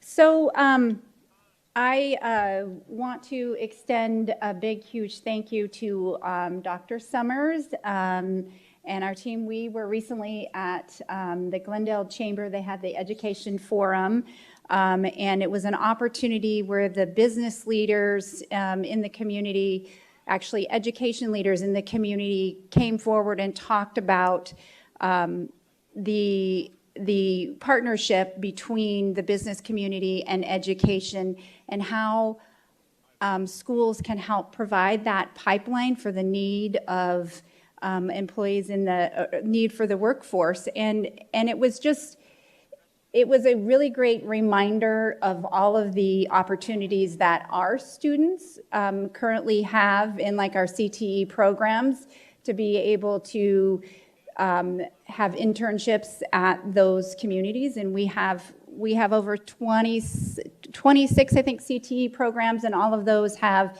internship experiences. So I was just reminded about that and reminded of all of the great partnerships that we have for internships at our district. And so it was just, it's really important for the health of the economic development of our communities to continue to provide opportunities for workforce development and upskilling our workers. So that was something I attended. Sorry, that was really long-winded, but it was a really great opportunity. I think I mentioned it in our study session, but I was also at the South Peoria community leadership meeting, and just City of Peoria Police just really touted the great relationship they have and great working relationship they have with Mr. Molino and his whole department. So I just wanted to give them a shout out there as well. I think that's all I have. That was pretty long. So. Mr. Sandoval? Yeah, that was a great event yesterday. Yeah, Dr. Summers, great job. But I kind of said it earlier, I just want to acknowledge everybody in this room, parents, our teachers and staff. I know there are more academic award assemblies coming up, for us to continue to experience, the collective efficacy that exists, but also just the student success and the really thriving, of those young lives that this district serves on a daily basis, that you all serve, on a daily basis. So I just want to say thank you to everybody, how we work together. It is a village, without question. It's many verticals across this district that make an impact on ensuring that our students have an equitable opportunity to be successful and thrive. So it is always, I always say this, it is an honor to sit up here to serve individuals who wake up every day, who prioritize people, and lift up the young lives and build and develop our future and the character of our nation and society. So thank you again. Really appreciate it. Mrs. Rooks? Yes, I wanted to say thank you to our CTE program. Dr. Hernandez, I know that there was on September 20th this last week, they had taken some CTE students to the NAU Meteorology Research and Teaching Lab event that was hosted by NAU, and they had TSMC was there to talk to the CTE students.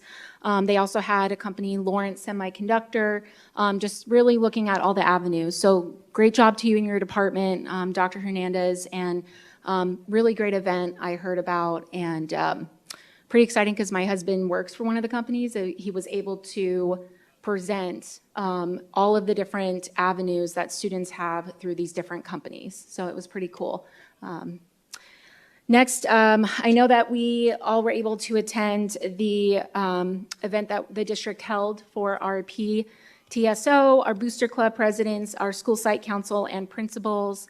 I want to say thank you to everybody who did come and take that night to look at the partnership with the district and look at the goals that they are working on for the year. So it was a great event, and our Cactus High School staff and the students that made the dinner was amazing. I mean, it was very good. I do want to say tomorrow, just wishing the students good luck from Apache Elementary and Foothills Elementary. I know that the Ballet Arizona, they will be performing Under the Stars, I think tonight and tomorrow night with the City of Peoria.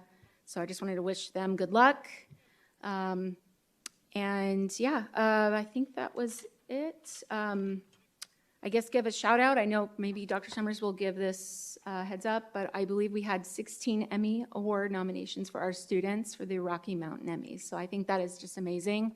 I know we had really great program through the past couple of years with that growing. So congratulations to those students. That was it. Thank you. My board comments are going to be a little bit different this evening. I have said many times from this dais that I am not a politician. I am first and foremost a PUSD parent and someone who has worked in the district and absolutely loves this district. So when the time in my life came where I could do more for the district, I decided to put my name forward, and that was done in the spirit of trying to help, do what I could to help the teachers and do what I could to help the students and to be a bigger part of this community that we all love. As you know, now I'm in this position of leadership within the district. One of the most important leadership qualities, I believe, is accountability. And it's something that has really governed every area of my life. It certainly is something my husband and I try to teach our children. My leadership style in the business world is definitely to praise in public and have hard conversations in private. And with this vote in regards to the mental health grant extension, I had been operating under that same premise. And of course, my intention is to try to not open the district up, to try to preserve the boardroom, and to do what I think is right for the district. And ultimately, my goal is to not create chaos. But because I wasn't having these conversations out in the open, it did lead to some chaos in the district. And I want to take accountability for that. This has been a rough couple of weeks for a lot of people in this room. And I needed to reflect to say, what is my piece? What was my piece in creating that chaos? What can I do better as a leader as we tackle these tough issues? And as board president, I had a great conversation with Mrs. Ewing, and as board president, from a governance perspective, what I should have done is I should have called an additional study session, probably at the beginning of the school year, to have this conversation and to voice those concerns in public. And I just want to recognize that even though my intention was correct, that I understand that that had unintended consequences. And so I just wanted to apologize to the 3 social workers that have had a really rough couple weeks, and for the administrators. Even if our intentions are always good, we still have to take accountability for what our actions cause. As we continue to work forward and to move forward as a district, I have every confidence in our district that we are going to continue to move forward, that we are going to continue to build the programs that our students need. I'll point out in 5.2 in our consent agenda, the field workers now are secure with allocated funding through the end of June to fulfill our requirement to the program that we have. So I hope that you 3 will be able to sleep tonight and that you can breathe a sigh of relief knowing that as the areas that we need to work on as a district to ensure that chaos doesn't happen, and on all areas there is improvements to be done, I just wanted to issue my commitment to you as a public that I learned from what I should have done as a governing board president to bring that conversation out into the public, and I just wanted to acknowledge that. This week I was able to, of course, be all over the district, which is my favorite thing. I always say this is the worst part of the job. Being with the students and teachers and working with the community is the best part of the job. Monica Martinez put on an excellent event at Centennial, honoring one of our students that has been lost with the veterans. The parent huddle was incredible. It was like I was thrown these rays of light, because as much as this has been a hardship for our entire district and growing pains and a learning experience for me, I feel like we've had some incredible events as a district that, you know, as Dr. Summers keeps checking in, how you doing? They're rays of light that remind me why this work is so important, why our community is so important. That parent huddle with all the admin that showed up and all the parents and sharing best practices and just working together towards that common goal. It was absolutely great. Dr. Summers killed it at the Glendale Chamber of Commerce. That was such a great event, and he represented our district so well. And it was awesome because there were a few other districts there, and they're like, yeah, we're over, 8,000 students in 12 schools. And Dr. Summers is like, well, I'm brand new, and we have 1 million. We have 1 million students, and we're a large district. And watching Dr. Summers just kind of jump in, and let's be honest, I think he said it's the warmest welcome he's ever received, literally, because he jumped in the summer, and so grateful for Dr. Summers being willing to take on the monumental task that it is unifying and leading our district. So thank you for that. Gosh, there's so much, and I don't want to take away your thunder because I'm sure you're going to mention all the things I'm going to mention with Coach Hugh winning the Coach of the Year award, all the Emmys, like Mrs. Rooks was stating those Cactus culinary students at that, I can't get over their food. They're so good. And then one other thing I just wanted to mention, this was another like ray of light in my life. The marching bands at our high schools, we've had several events where the marching bands have kind of let us in, and we were at Ironwood this morning, and man, those marching bands are incredible. I keep talking to Danielle, asking her if we could just have them line outside of the board meetings to kind of cheer us all into this work that we all do together. But I just wanted to give a shout out to the arts program and to the spirit and the unity that is brought by those marching bands. Like, there is just nothing like hearing that. So thank you all for sticking with us. Thank you all for being here as a community and for the very important role that each of you play. We're going to move on to 4.3, which is superintendent comments. I did forget him last meeting, so we'll turn the time over to Dr. Summers. Thank you, President Proudfit, governing board members, cabinet, and so many awesome honored guests. It's great to be with you all here this evening. The only piggyback I have regarding the parent huddle and the Cactus culinary students that did a fantastic job is that the French fries were like dangerously addictive. And I won't acknowledge how many I snuck away. And then they had popcorn at the end, and I was like, okay, French fries and popcorn, that wasn't probably the most nutritious of meals, but you know, sometimes you just have to make do with all the great that we have. We have so many great things happening in our district. I'll just echo a few comments that were shared earlier this evening. So as Mrs. Rooks pointed out, Peoria Unified recently celebrated 16 Rocky Mountain Emmy nominations across 4 of our high schools. Of those 16 incredible nominations, we had 6 award-winning submissions. So we want to congratulate our Student Production Award recipients from Centennial, Liberty, and Raymond S. Kellis High Schools. These students will advance to the National Student Production Awards in the spring, and we wish them all the very best as the competition progresses. Want to also congratulate Coach Bellis from Cactus High School on being named Arizona Cardinals Coach of the Week. This well-deserved award comes to Coach Bellis after his team had an impressive win against Sandra Day O'Connor High School. Coach Bellis was presented with a $2,000 check, which supports the Cobra football team. Congratulations to Mr. Bellis and Cactus High School. I also wanted to mention that our Lifelong Learners Academy kicked off this Monday, where we invited community members into the heart of our schools to learn more about our history of excellence in Peoria Unified.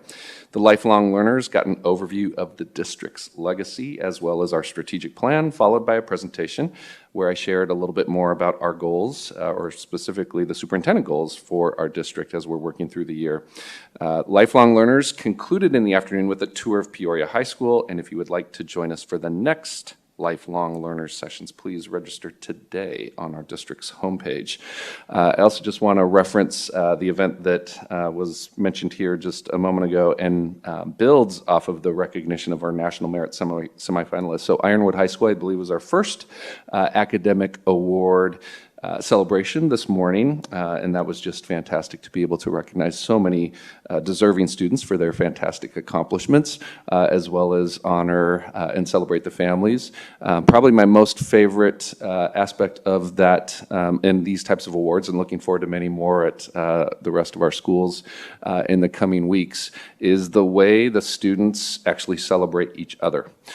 So while there's individual accomplishment that of course we want to recognize, I think the community of how our learners are supporting each other is just something that deserves mention. You know, with all sorts of different perspectives and beliefs and so forth about the youth today and our future generation, I can tell you without a doubt, we are in good hands. And we have so many fantastic young people that when you look at them and you realize their full potential as they continue to progress, not only through our system, but into their exciting futures, there's just so much to be proud of. And it's an honor, and I'm very grateful to continue to serve and to lead this wonderful community. So thank you, President Proudfit. I'll turn it back to you. Thank you. I will move on to 6.1. City of Peoria and Peoria Unified School District Memorandum of Understanding for Pilot Before and After School Programs and Enrichment Program at Ira Murphy School. This is the one to table? Yes. I motion that we table the City of Peoria and Peoria Unified School District Memorandum of Understanding Pilot Before and After School Academic and Enrichment Program at Ira Murphy Elementary School as presented. I'll second that. We have a motion made by myself and a second made by Mr. Sandoval. Board members, please cast your votes.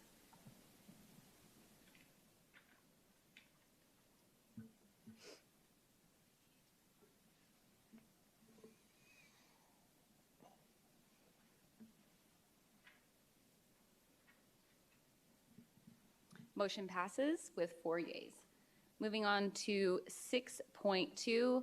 The Listen for Good program and Peoria Unified Family Resource Center Data Sharing Agreement. Ms. Airy, is there any presentation you'd like to give in regards to this or any comments you'd like to make? Well, I can just share, President Proudfit, members of the board, that this particular agreement is outlined through our partnership with First Things First, through which we operate family resource centers. And Listen for Good is the survey tool that will be utilized in the trend data that First Things First is aiming to collect from adult participants, so those parents who participate in attending events and programming that take place at the Family Resource Center. So it is a voluntary survey that they would engage in, and that survey would be administered through this tool, and that is what this agreement represents. Wonderful. We do have 2 public comments tied to this item. The first one is Mrs. Todd.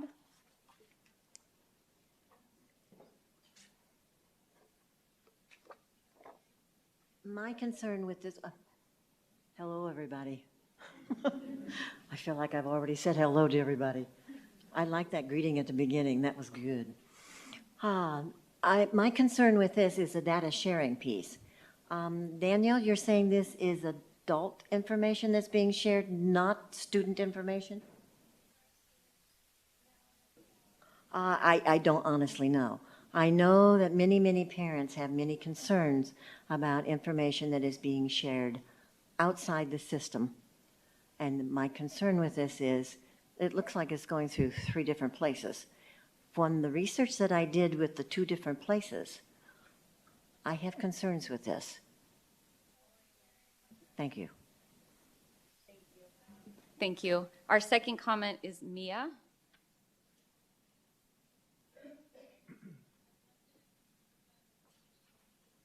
Okay. Ms. Airy, would you get with Mrs. Oh, there's Mia? Okay. Perfect.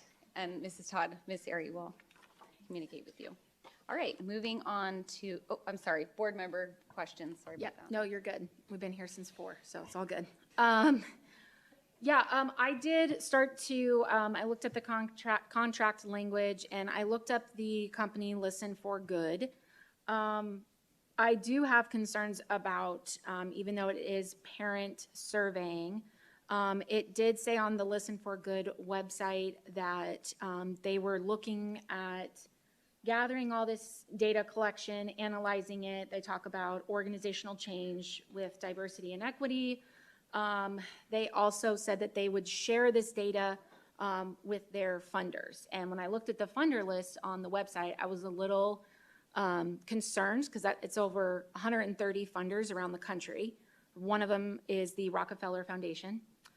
So I just pulling it up through the website. So I guess I just am a little concerned with this.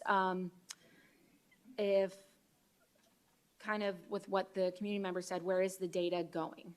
Even though we are handing it off to Listen for Good and their company, their website, they talk about this. They talked about the Community Trends Report and that they are looking to share that with all of their 130 funders around the country. So I get a little hesitant with that.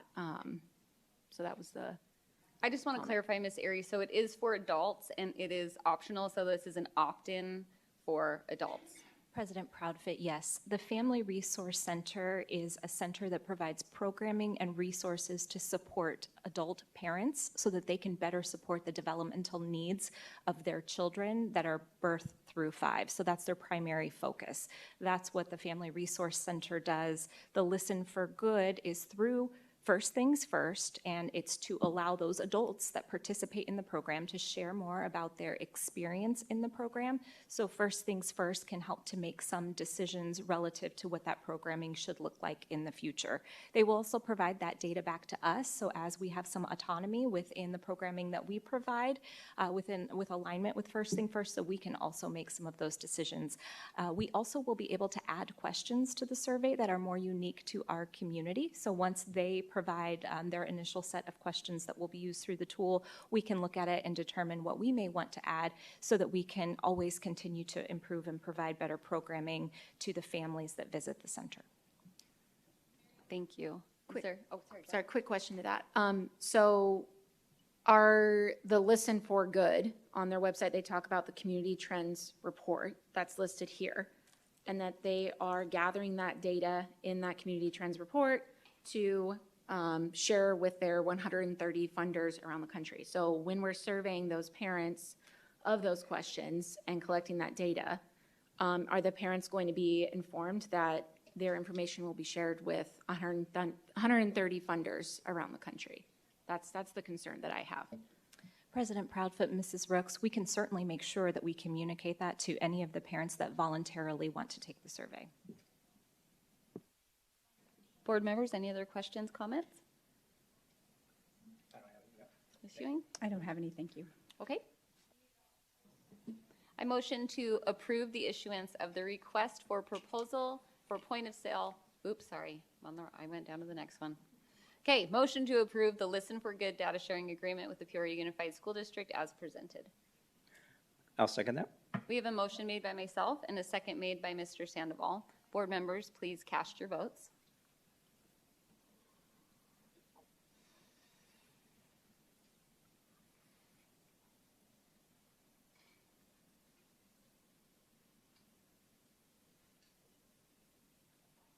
Motion passes with 3 yeas.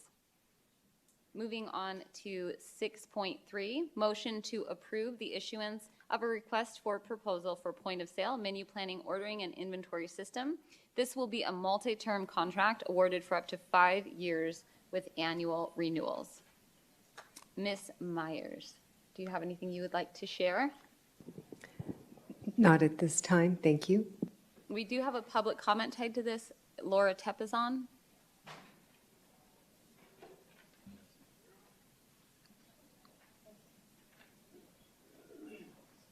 So this is the motion to approve the issuance of the RPF for point of sale, menu planning, ordering, and inventory system. Yes, good evening. I'm going to speak about menu planning. It's part of that. I hope many of you have been recognizing the purpose of my speaking at meetings to challenge the board, the administration, and parents to work together in seeking solutions that enhance our district and cultivate bold leadership. It's about fostering a culture of feedback. True leaders know how to accept it.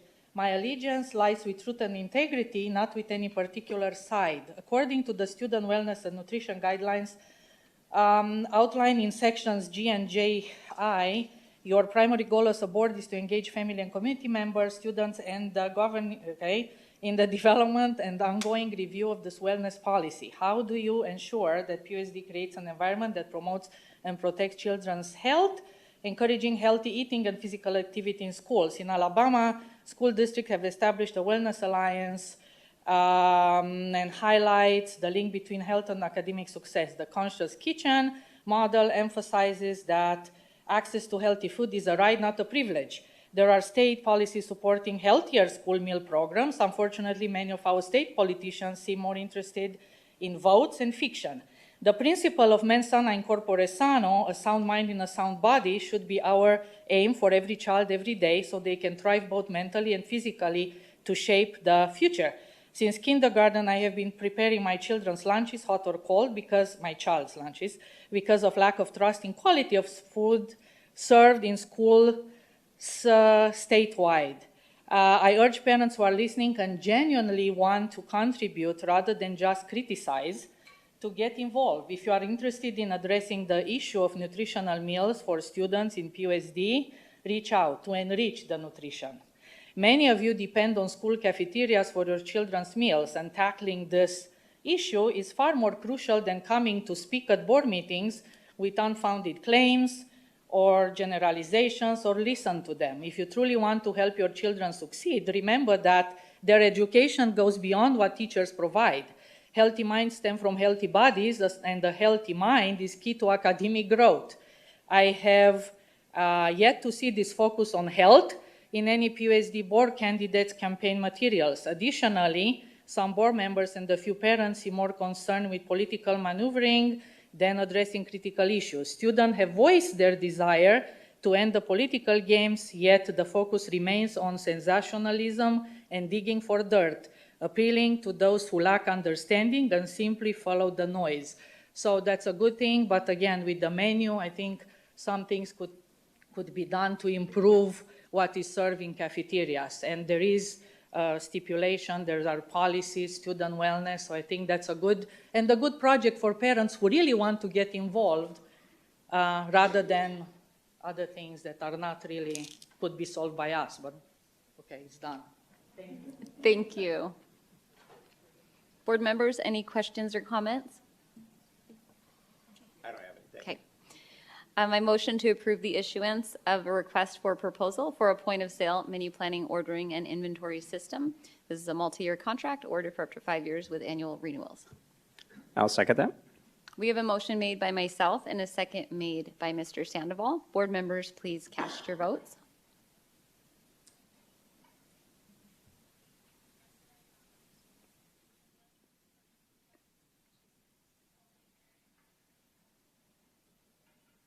Motion passes with 4 yeas. Moving on to 7.1, consideration of administrative appointment for a Director of Federal Programs. We will turn the time over to Ms. Besley. Good evening, President Proudfit, members of the board. It is my pleasure tonight to bring forward a name for appointment for our Director of Federal Programs in conjunction with our Academic Support Services Department. So over the last few weeks, Academic Services has gone through a rigorous screening and interview process to bring forth a recommendation to you. And we'd like to name Mrs. Rochelle Morris to be appointed as our next Director of Federal Programs. She has an extensive amount of knowledge that she will be bringing to this role and to Peoria. Mrs. Morris started her administrative work as an assistant principal in both the Madison and Creighton Elementary School Districts from 2005 to 2011.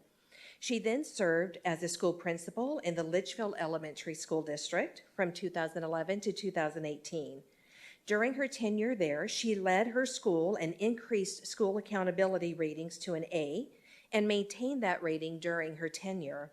She led the school to implement a highly successful PLC and PBIS framework and developed a multi-tiered literacy program. In 2016, her school was awarded the A+ School of Excellence distinction, and in 2018, her school ranked 12th highest in the state for all K-8 elementary schools. Then in 2018, Mrs. Morris moved to Student Choice High School, where she served as both the Deputy Superintendent and Vice President of Operations from 2018 to 2022. During her tenure there, she led the district and the school to achieve a systems accreditation through Middle States Association and developed a mentoring program for alternative ed students. She was also responsible for strategic planning, state and federal compliance, fiscal resources, community outreach, and student recruitment and retention, among other responsibilities. Most recently, Mrs. Morris has served as both an Executive Director of Education and Executive Director of Compliance for a company called Graduation Solutions. She was responsible to manage state and federal audits related to student funding, operational frameworks, and academic performance. She also monitored legislation and supported bill amendments for increased funding and program shelter. She was also directly responsible to support corporate development for new partnerships with public districts and charters here in Arizona, Texas, Arkansas, and Ohio. Ms. Morris has a bachelor's degree in elementary education and also has a master's degree in administration and supervision. And she currently holds her principal's and teaching certificate from the Arizona Department of Education. We are so excited to have Mrs. Morris join our team, pending your approval and vote tonight. Ms. Fesley, couldn't you find anyone with any experience? I'm telling you, we are so excited to have her. We got to meet in the back room. We are, wow, just wow. Very, very excited to have you as part of the district. Any other board member comments or questions? I'm just ready for the vote. Yeah. All right. I motion to approve the administrative appointment for the position of Director of Federal Programs as presented. I will second. We have a motion made by myself and a second made by Mrs. Rooks. Board members, please cast your votes.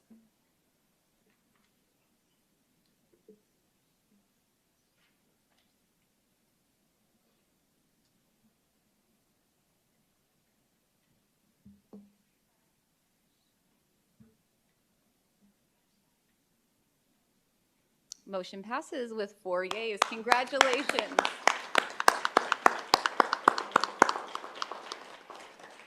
Thank you, President Prophet, members of the board. At this time, I would like to bring Mrs. Rochelle Morris up to the podium.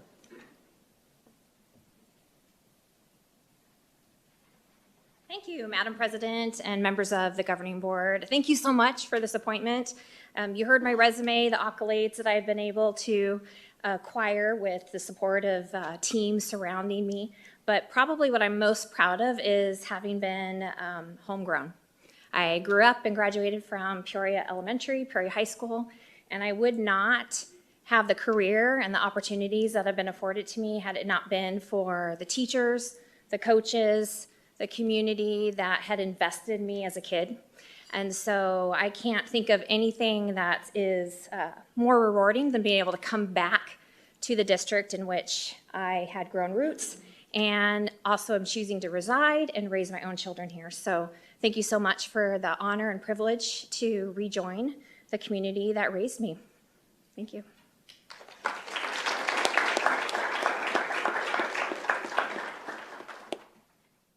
We just want to say welcome. We're so excited. I'm sure the other board members have other comments for you as well. Thank you.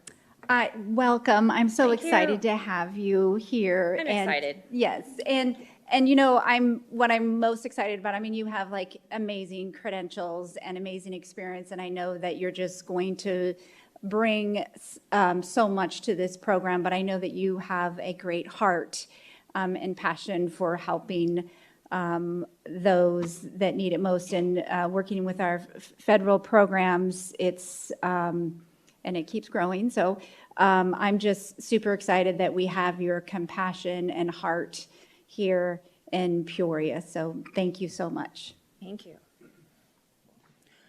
Congratulations. Thank you.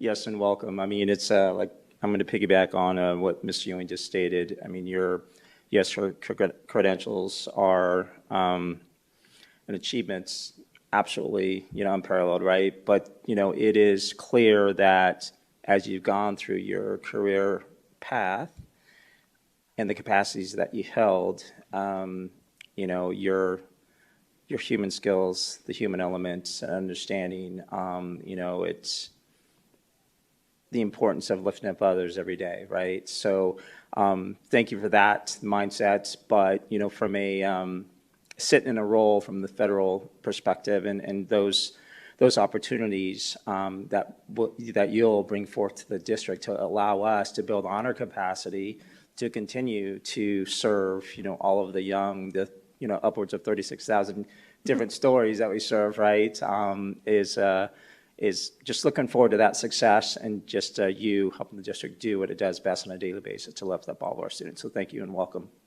Thank you. And thank you for recognizing the humanity that goes into this work. It's been a a career focus of mine to be what I call a champion of the underserved or underprivileged communities or students that face environmental barriers, as I call it. So I'm excited to be able to bring those skills here and unite with fellow educators doing the same good work. Thank you. Yeah, congratulations. Thank you. I know we all saw you in the back room, nervous back there, but yeah, welcome to Peoria Unified, and I'm glad that you went to school here. I think that's great to keep that here in our community. So congratulations, and I look forward to meeting you and working with you and in your role. So Likewise. Thank you. Congratulations. Thanks.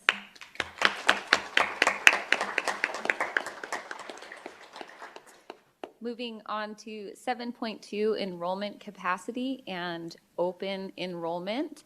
Mr. Nuttall is under the weather, and so Mr. Molino is going to be presenting for us this evening.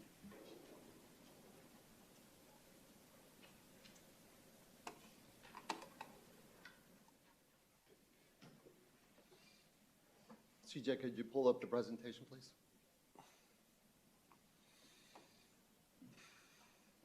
Thank you. President Proudfoot, members of the governing board, Dr. Summers, cabinet, and guests, administration is bringing forward the yearly enrollment capacity estimates as prescribed in governing board policy JFB. JFB is our open enrollment policy, which provides guidance and direction specific to enrollment capacity, open enrollment priorities, standards for admission, prescribed notification requirements, and the process for annual renewal. The policy requires that the district have a set of enrollment priorities beginning with resident pupils. Resident pupils are the students who live within the established attendance boundary of the school. It also requires the district not only reserve capacity for, but give enrollment preference to students returning to the school from the prior year and to those students who are siblings of students already enrolled. Peoria Unified does reserve capacity and provide enrollment preferences to students who are in foster care, as well as unaccompanied youth prescribed by the McKinney-Vento Homeless Assistance. Grade level capacities are updated every 12 weeks in alignment with the Arizona Revised Statute, and our most recent update on capacities was posted on August 26th at the conclusion of the 10-day drop period. Capacities are evaluated continuously by school and by grade level. This slide provides the items used for enrollment for open enrollment students, which were mentioned earlier. The last bullet on this slide is a practice that Peoria Unified has exercised for several years now, specific to maintaining cohort enrollments. These students still must apply for open enrollment as they move from 8th grade to the high school, but it is still listed in our set of priorities for open enrollment. In 2020, a capacity analysis determined that the maximum capacity for a classroom is 32 students, regardless of the room's physical size. However, this limit varies for specialized programs. Class size maximums differ between regular education and specialized programs, with factors like class size limits and room utilization influencing capacity. For example, a kindergarten class size limit is 24 students, but for special programs, the limits are lower and vary based on the type of disability. For elementary schools, we maintain grade level enrollments or close open enrollment when all classes in a specific grade level reach 2 students below the maximum to reserve space for new resident students, as well as students in foster care or under the McKinney-Vento Act. For high schools, we close grade levels when the average class size in 4 core subject areas exceeds 32 students. Additionally, the analysis recommended operating each classroom in 90% capacity to prevent overuse and prolong the lifespans of the capital improvements. Lake Pleasant, Sunset Heights, and Liberty have been closed to open enrollment since the beginning of the 22-23 school year through the duration of this school year. The new building at Lake Pleasant Elementary, set to open in the fall of 25, will increase capacity from the current capacity of 1472 to 1722. Due to most students who attend Lake Pleasant being resident students, it is anticipated that most grade levels will approach capacity. There are 53 students total on open enrollment, 23 of those are out of district. Sunset Heights has had a decline in enrollment from 1,021 students at this point in time last year compared to the 991 students that it has today. Additionally, projections indicate 20 student decline in the 25-26 school year. This decline in enrollment is exemplified by the fact that the current 8th grade enrollment is 136, while the current kindergarten enrollment is 96. Liberty High School has also seen a decline in enrollment from 2,593 at the same time last year compared to the 2,556 this school year. This year, Liberty has a total of 269 open enrollments, with 149 of those being in-district students. And that is down from, in 2020, it was 445 open enrolled students. With new construction anticipated within the next 18 months, Liberty will increase capacity as well. All schools have a mechanism to close by grade level, which is what happens at all the other schools. With new construction of both Lake Pleasant and Liberty, we have a mechanism to monitor enrollment and close individual grade levels based on staffing allocations. This evening, administration is requesting the governing board to accept the stated capacities and determine that all schools have capacity for the 25-26 school year. At this time, administration stands for questions. Thank you for that presentation. Board members, any questions or comments? Mrs. Ewing? I don't think I have any questions right now. I feel like this is similar information we've received before, so thank you. Mr. Sandoval? Yeah, no questions at the moment. Thank you. Mrs. Rooks? Yep, no questions at this time. Thank you, Mr. Molino. No questions for me either. I motion to approve all schools and all grade levels that have excess capacity be allowed to accept additional students in compliance with the enrollment priorities listed on district policy JF enrollment. I'll second that. We have a motion made by myself and a second made by Mr. Sandoval. Board members, please cast your votes.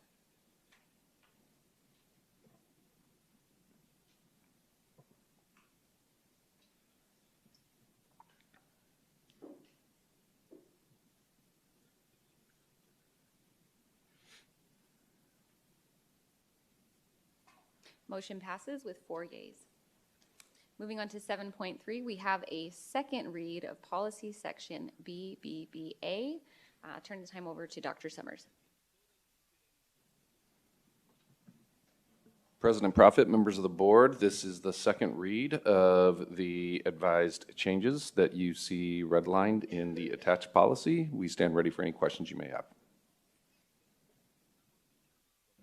I just wanted to clarify, I know this is second read and we had some questions in regard to including verbiage about if someone is a person of interest, and I just wanted to clarify that that the district sought legal advice on that, and the advice is to keep it as written. President Proudfoot, if I may, I believe those questions align to the subsequent policies for second reads, GCF and GDF. They did not apply to BBBA. Okay. All right, board members, any questions, comments? None for me, thank you. Nope. I motion to approve changes to policy BBBA as presented. I will second. We have a motion made by myself and a second made by Mrs. Ewing. Board members, please cast your votes.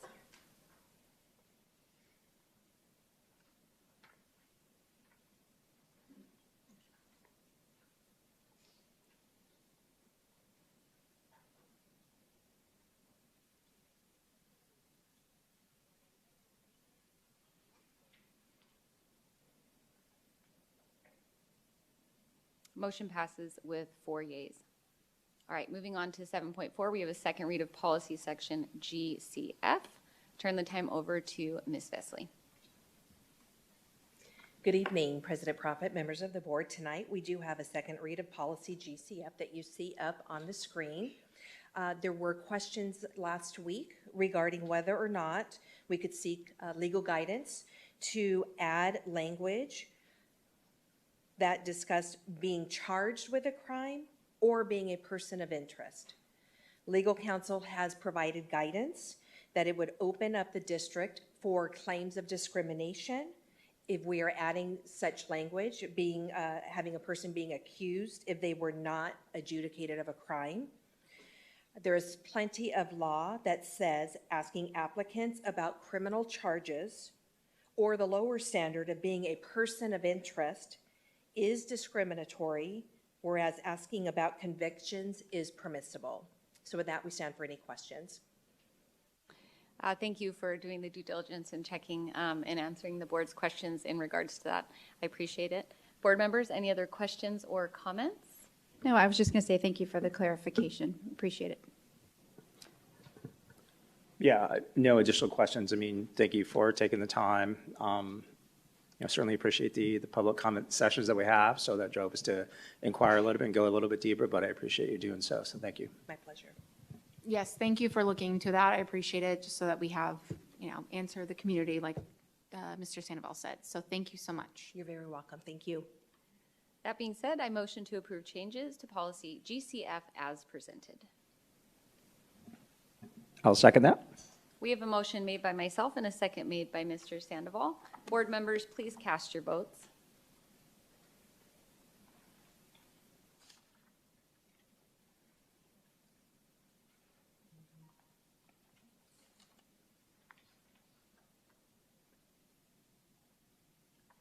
Motion passes with 4 yeas. Moving on to 7.5, we have the second read of policy GDF. Back to you, Ms. Fesley. Thank you again. President Profit, members of the board. This policy GDF in its second reading is similar to GCF that you just approved. This is for support staff hiring, where GCF was for professional staff hiring. The same language is indicated in this review, and same language in legal counsel applies. Board members, any questions or comments? None for me, thank you. Wonderful. I motion to approve changes to policy GDF as presented. I will second. We have a motion made by myself and a second made by Mrs. Ewing. Board members, please cast your votes.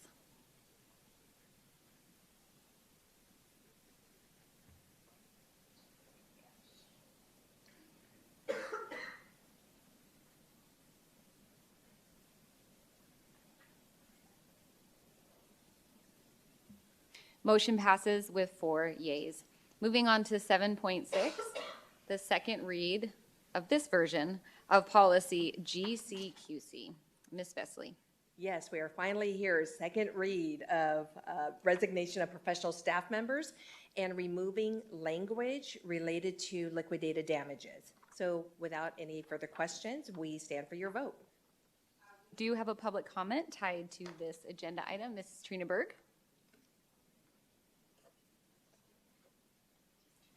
Good evening, President Proudfit, members of the board, cabinet, guests. My name is Trina Berg. I'm president of the Peoria Education Association, and this has been a long time coming. I have been fighting liquidated damages for, it seems like, my entire career almost. This is absolutely something that needs to be voted for tonight. It should be unanimous. This should be a no-brainer that we don't charge people to leave their job. This is a really great first step, is getting rid of liquidated damages. And then from here, we start working on making this the district people want to work in by working on working conditions that will make people want to come here and stay here. So I ask you to vote for this tonight. Vote yes, get rid of liquidated damages. And I know I did not ask to speak to the next one, but I see that our next agenda item is also related. So I ask that both of these get yes votes tonight. Thank you. Thank you. Board members, any questions or comments? I would just echo that, so appreciate it. Mr. Sandoval? Yeah, no questions, comments. I agree. I mean, it's this is a district that's highly sought after by our families, and I'm looking forward to that continuing across all of our employee groups, all of our associates that work here, all 4,000 individuals. But I agree. I mean, it's taking an approach of ensuring that we have a culture of inspiration, trust, and where everyone feels respected and valued and heard and cared for. Looking forward to continuing along that trajectory. So thank you. Mrs. Ricks?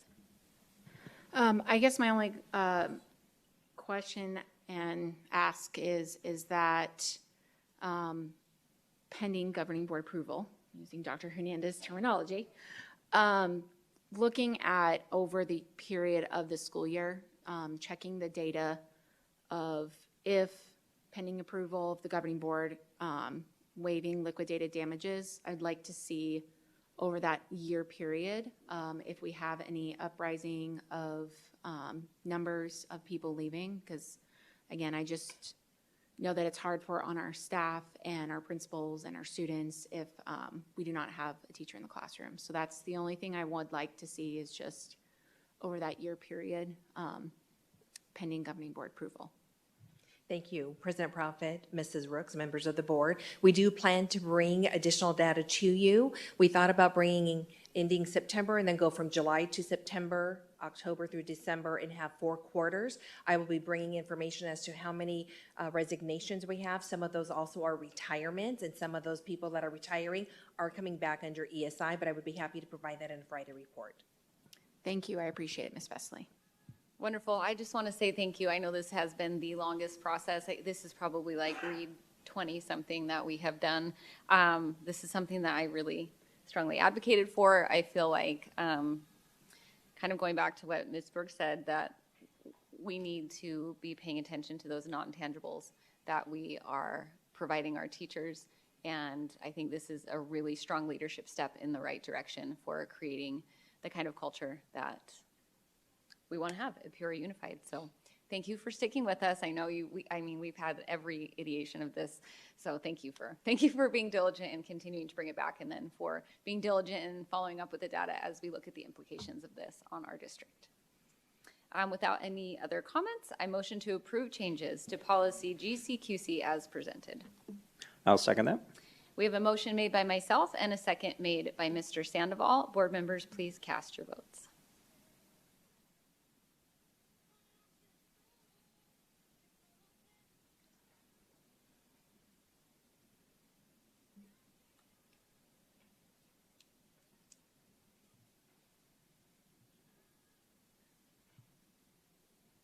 Motion passes with 4 yeas.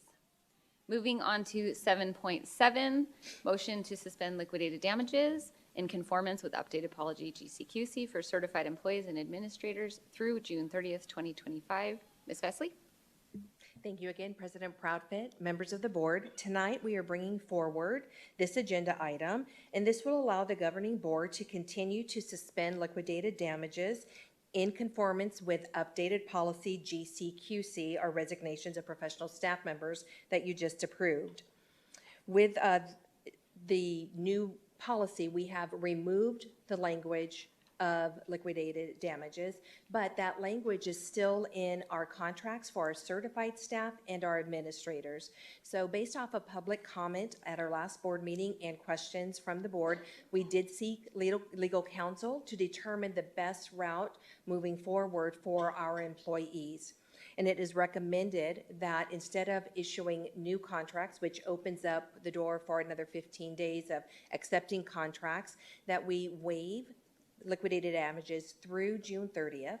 And then when we build contracts in February, we will seek legal counsel and have all of our contracts reviewed to remove language that relates anything to liquidated damages. So your vote tonight will help us to extend liquidated damages through June 30th in conformance with new policy, and it helps us so that we don't have to reissue contracts. Makes perfect sense, and thank you for streamlining that process. Board members, any questions or comments? No? I don't have any. Thanks. Great. All right. I motion to suspend liquidated damages in conformance with the updated policy GCQC for certified employees and administrators through June 30th, 2025. Board members, please, excuse me. I'll second that. Thank you, Melissa. We have a motion made by myself and a second made by Mrs. Ewing. Board members, please cast your votes.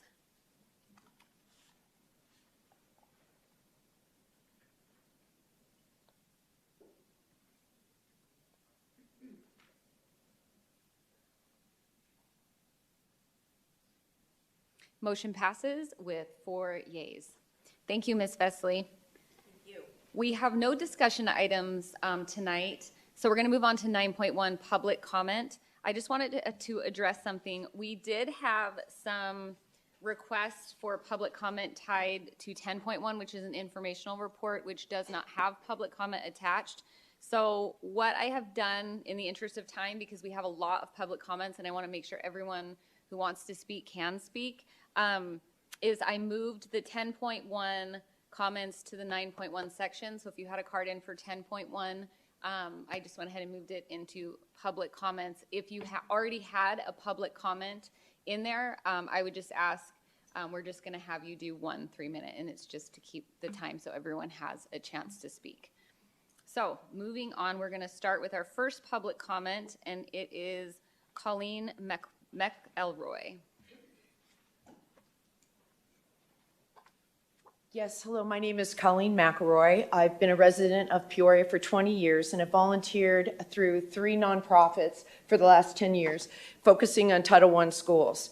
I just wanted to be here tonight to address how valuable the work of these social workers do. I'm in about 10 schools, networking, and I want to just say that the work that they do is so important, and I'm so glad tonight that you address some of the chaos that's going out there. There are a lot of us out in the community that sit on the sidelines and kind of watch as life goes by. And honestly, this is my first board meeting that I've ever been to, and I am very impressed. I am very impressed that you're all working together. I want to hear people say things about POSD because we all care about these children and we want to make sure that they have a really great future. I want to share an experience that I had. I've spent a lot of years in training and team development, and I saw one of the young individuals whose job was up for renewal based on this grant. And when I saw her coaching the other young individual, I was blown away impressed. And I'm like, these young people need that. If that was my daughter that was a social worker, or if that was my niece, I would want them to be surrounded by people when they are young in their careers and when they are challenged in careers by people that support them.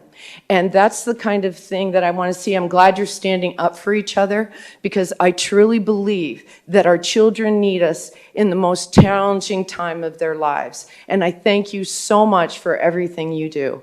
Thank you, board. Thank you. Our next public comment is Mia.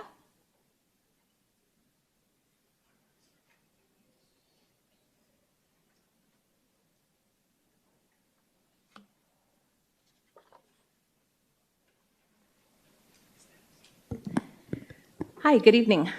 First, I would like to say that I find it disappointing that the district and the superintendent chose not to send out clarification or a fact sheet on this grant after the vote last meeting.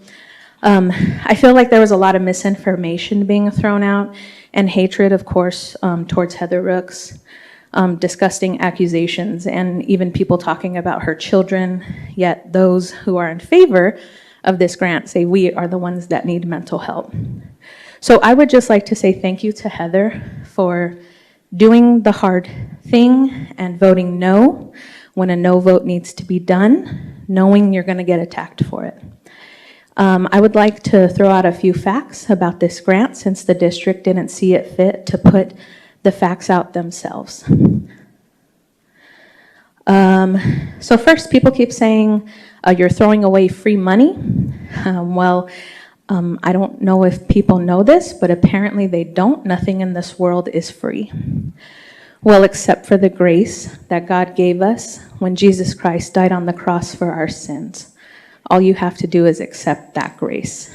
That's the only thing I know of that we can get in this world for free. As far as the money from the grant goes, I'm pretty sure it comes from the taxpayers. Unless you all know somewhere that we can get free money, because I would love to know where that is. There are still 33 social workers in the district. This grant does not affect IEPs or any services or anything that has to do with IEPs. There are still school counselors, school psychologists, and social workers in the district.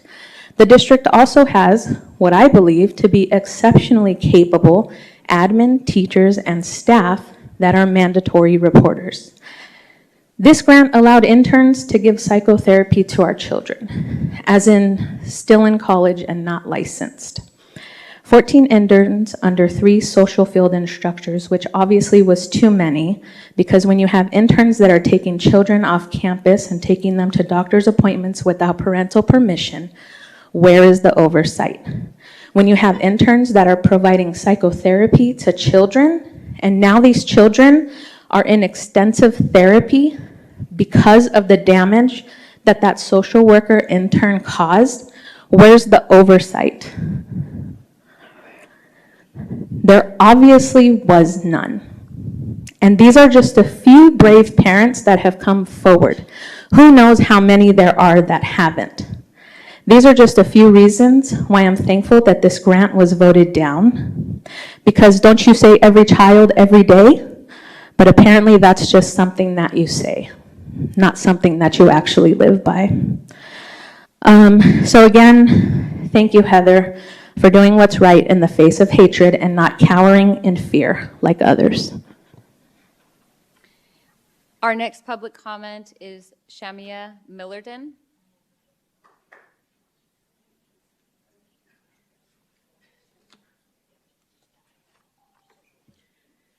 Hello, everyone. Forgive me because I don't have anything prepared, but I just wanted to say that I am a social work intern at Cactus High School right now, and it feels like a total full circle moment because I am a graduate of Centennial High School.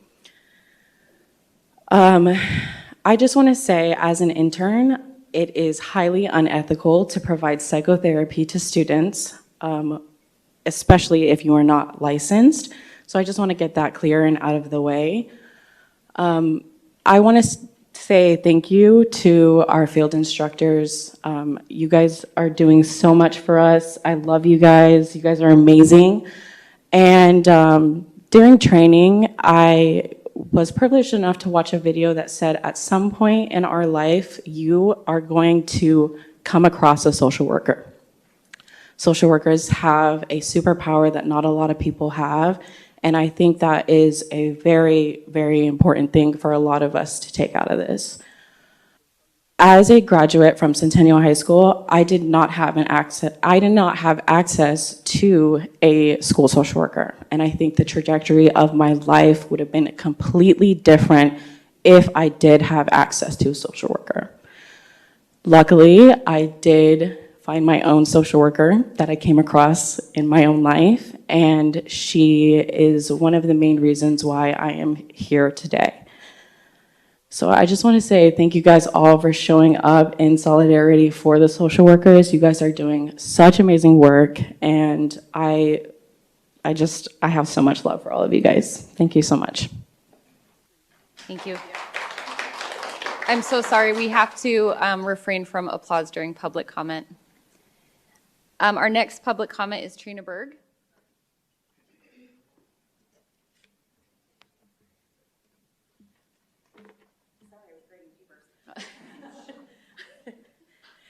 Hi, welcome back. Hi, hello. I'm saying this to myself. Sorry, it's been a long day, long week, long year. Trina Berg, president of Peoria Education Association, and I had one of my comments in for public comment and for social workers, but I'm going to speak on social workers. I'm going to start by saying I appreciate the fact that you made a very public apology, because that vote definitely threw things into chaos in this district. Talk about misinformation. The misinformation is that our social workers are providing psychotherapy. Is there possibility that a social worker might have talked to a kid without permission? Yeah, it's very possible. It's very possible that a lot of things have happened, but we don't scrap an entire program because of a couple random things. And when someone finds out that that has happened, the job of the district is to fix that with training or whatever to make sure it doesn't happen again. That's a simple fix. It happens every time something happens that might be a break of policy or whatever. The misinformation is that our students are being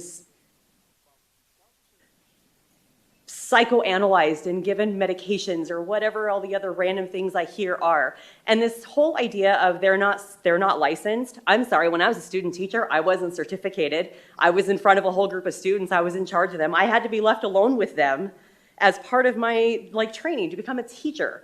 Our social worker interns, as far as I know, are not left alone. They have their field workers, and that is part of their job. I have gone to doctor's offices and had residents come into my doctor's appointment. Of course, they're going to be unlicensed at some point. They have to go through this process to get their certificate, and we are a district that should be providing that ability to help social workers become social workers. Social workers are incredibly important. We need to stop the rhetoric, stop the lying about what they're doing. I love the fact that when my sister-in-law and my mother-in-law died within a 6-month period of time, that I was able to call my son's school and say, hey, can you please go check on my kid to make sure he's okay? That was a really rough time for us. And the fact that I had that ability was amazing. And I know, parents can say no.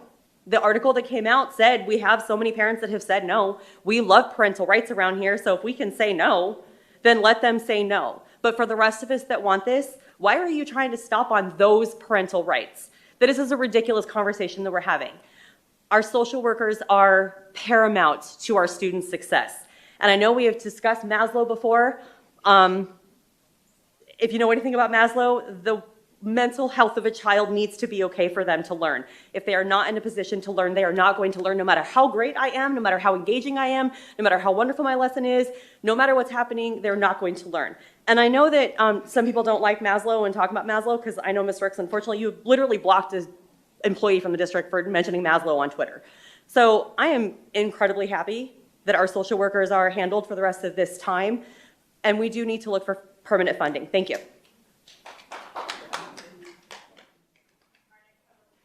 Is Laura Tepizon.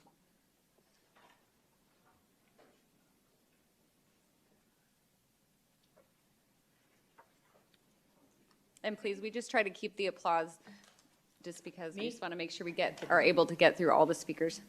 Okay. Good evening. Social worker saga. School social workers and counselors play a crucial role. They collaborate to create intervention strategies that enhance the academic success of students in need. A balanced number of social workers and school counselors. Ms. Rooks, when a reporter like Tamra Farah lacks familiarity with your district, I expect board members to defend PUSD by addressing facts and warning against generalizations. A board member motivated by genuine concern for our students should seek real solutions when issues arise, particularly regarding any staff members' inappropriate behavior. It seems you align with those spreading misinformation, which further damages our district's reputation. If you truly want to prevent these issues from recurring, I urged you to advocate for a zero-tolerance policy for any staff member, whether a social worker or administrator, who brings inappropriate sexual content materials to students, gives rides to students, or engages in misconduct. I asked you before to advocate for revising policies to enforce strict consequences through HR. It seems that logic and solutions are always dismissed in favor of a hidden agenda that may aim to undermine the public schools. The 2022 SRO versus social workers grant stirred significant concern for me, and we both talked about it. You advocated for the ADE grant to bring SROs into schools, opposing social workers. Some people were upset. Why not SROs? Refusing to understand that PUSD ultimately turned down the partnership grant due to a shortage of police officers, as confirmed by both Peoria and Glendale PD chiefs. Logically, without a commitment from partner SROs, applying for the grant was not feasible. There are no partners. Moreover, I was surprised to learn that you hadn't fully read the grant.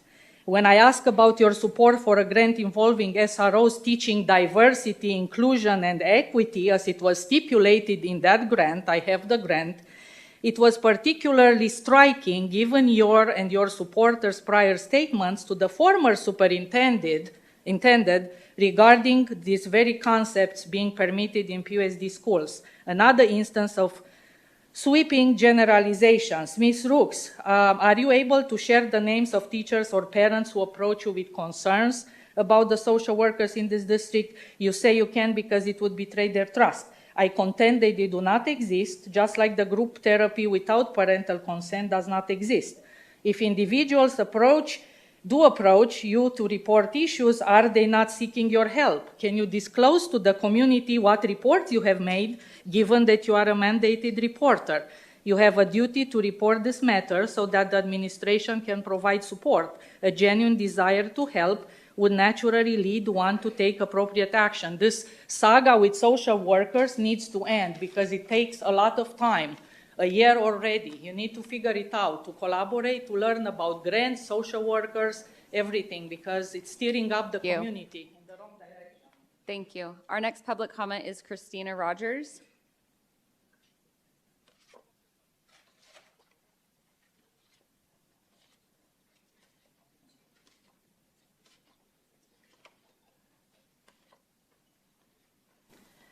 Good evening, ladies and gentlemen. I just want to come because I feel like social media and media, they're forgetting a huge point of this grant being voted down. They aren't letting the community know that there is still 30-plus social workers in PUSD. There's still behavioral specialists. There's still counselors. They made it sound like Becky and Heather voted down all the help for the children, and now they have blood on their hands, which is ridiculous. I feel like that was very important, and I feel like PUSD completely failed in allowing the media to know, social media to know, that they did not vote down all social workers. They voted down 3, and we still have 30 plus, like I said, social workers, behavioral specialists, counselors. We still have all of that help in PUSD. The other thing I'd like to point out too is when I go to the hospital and I go to the doctors, they do not teach me to read, write, or do arithmetic. They help my mental state, they help my medical needs, because that is what they are trained to do. Schools are trained to teach our children to read, write, and arithmetic. And right now, we're failing.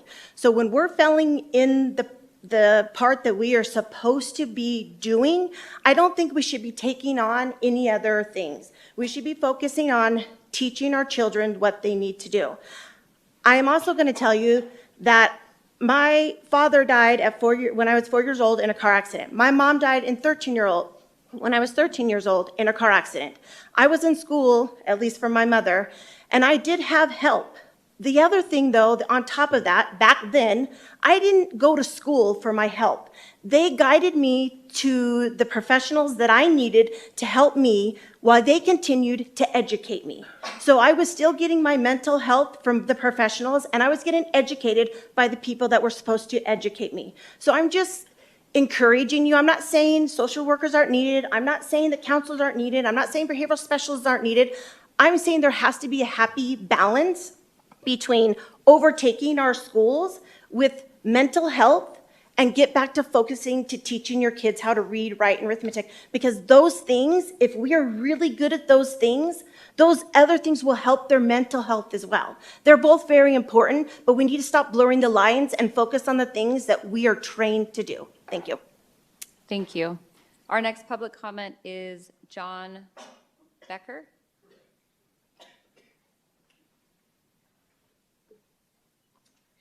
This is the first time I've ever addressed all of you. My name is Jack Becker, which is a nickname, and I'm a retired educator. I taught 4th, 5th, and 6th grade for 28 years in Ajo, the Peoria district, and the Deer Valley district. In addition, I was a part-time reading instructor at Glendale Community College, working with ESL students and at-risk high school students in a program called ACE Plus. From 2006 to 2016, I was an academic advisor at GCC. At the age of 73, education is still in my soul. In 2022, the National Healthcare Quality Report stated that nearly 20% of children between the ages of 3 to 17 in the United States have a mental, emotional, or behavioral disorder. Suicide behaviors in high schools have increased by 40% from 2010 to 2020. Mental health is an essential part of overall health. How many of you in this room have had some sort of mental health that kept you from focusing at work or even going to work? How many of you are currently taking prescription drugs for stress or mental illness? How many of you in this room find it difficult to talk to your kids 10 to 15 minutes a day? These same questions are being faced by our students every day. As educators, we must respect all students and meet their individual needs, not only academically, but within themselves. Social media is not the answer. Don't we all need human communication and someone to talk to during difficult times? 1 year ago, this board, with the backing of Superintendent Summers and the Peoria District, received a grant at no cost to the district to assist students with mental health issues. Unfortunately, at the last board meeting, members Heather Ross and Vicki Proudfit voted against continuing this program. What valid reasons do both of you have against expanding this program? Are you both putting your own beliefs ahead of what is best for the students? Are students only numbers and statistics who come to school with mental health problems expecting to focus on learning? The students in this district deserve an outstanding education that includes our respect, professionalism, and resources to make them successful in life. Isn't that the essence of education? Thank you. Our next public comment is Jeff Toby.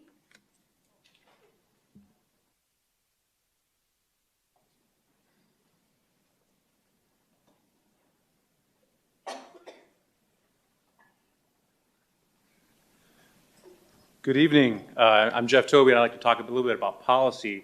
Maybe I should have put a comment card in for 7.4 and 7.5, but I'll do it right here. Policy GCF and GDF, I heard Mrs. Vesely say that the legal counsel said that the district would be open to liability for discrimination. All we're asking is if they've committed a crime. Do we want to have people employed by this district who openly admit to committing a crime? I think we were trying to raise the bar with that policy revision, and the attorneys are, I don't think they're giving very good advice. I'm not an attorney, but I do know that attorneys have to disclose on their character and fitness test the same information. Why are we lowering the bar for people that are involved with our children? So I'm not really sure why we're not even moving forward with this, because we're taking it on face value. If you look at police officers, they're asked a lot of the same questions. Other public servants, they're asked the same questions as far as for state certification and things of that nature. So, but we're not going to ask because it could potentially be discriminatory. We're asking if they committed a crime. I don't think that's discriminatory.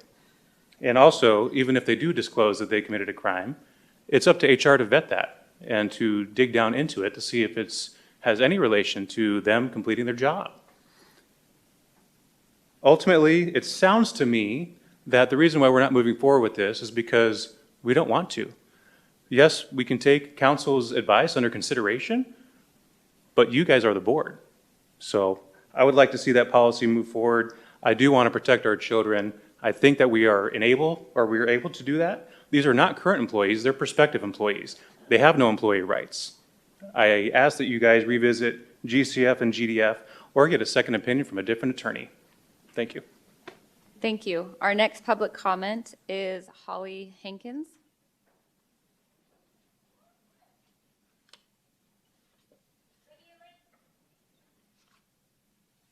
Hi, everybody. I'm coming to you tonight as a statistic. This is my son. He's 8 now, and that was his 12-year-old stepsister. Her name was Jess. And on July 10th of 2023, when Emmett was 6 years old, he woke up to find her passed away on their shared bathroom floor. It was a month before he started 2nd grade. And this is the last picture I have of them together. And that was her in front of him, standing in front of her casket at her funeral. And I just want to come tonight to tell you that every family in Peoria School District is not perfect. And we hadn't even found a counselor yet when 2nd grade started. He turned 7 the day before 2nd grade started. And the social worker at our school helped us find an amazing counselor, psychiatrist. I guess I should honor her doctorate. And we've been working with her for a year. We go every Wednesday morning at 9 o'clock. We see Dr. Allen. She's great. She's done so much for our family. And at the end of 2nd grade, like towards the end of 2nd grade, I got a letter from our school's principal saying that I could go to prison. I could do prison time for the amount of school that my son has missed in 2nd grade, even though I had brought in doctor's notes for every single psychiatrist visit.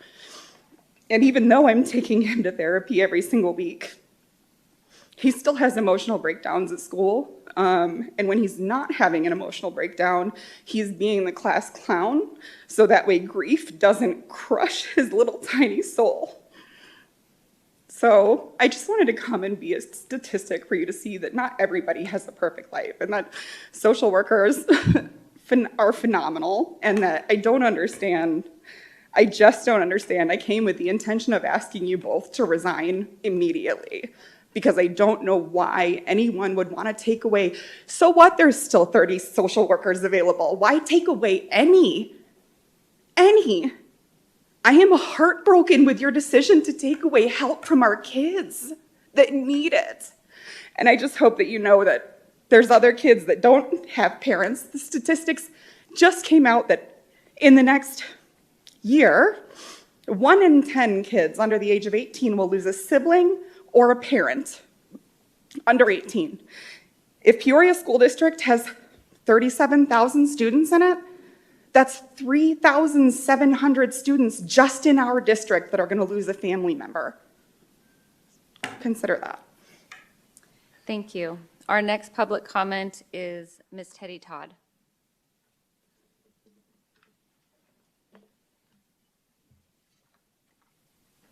Wow. Hello again, and hello everybody here. Thank you for expressing your opinions and supporting our next leaders. They're going to be great. I'm approaching this from a different angle. I've read the old grant and the new grant. They don't match. Assessments are even different. We're talking about 3 leaders. We're talking about 6-digit salary.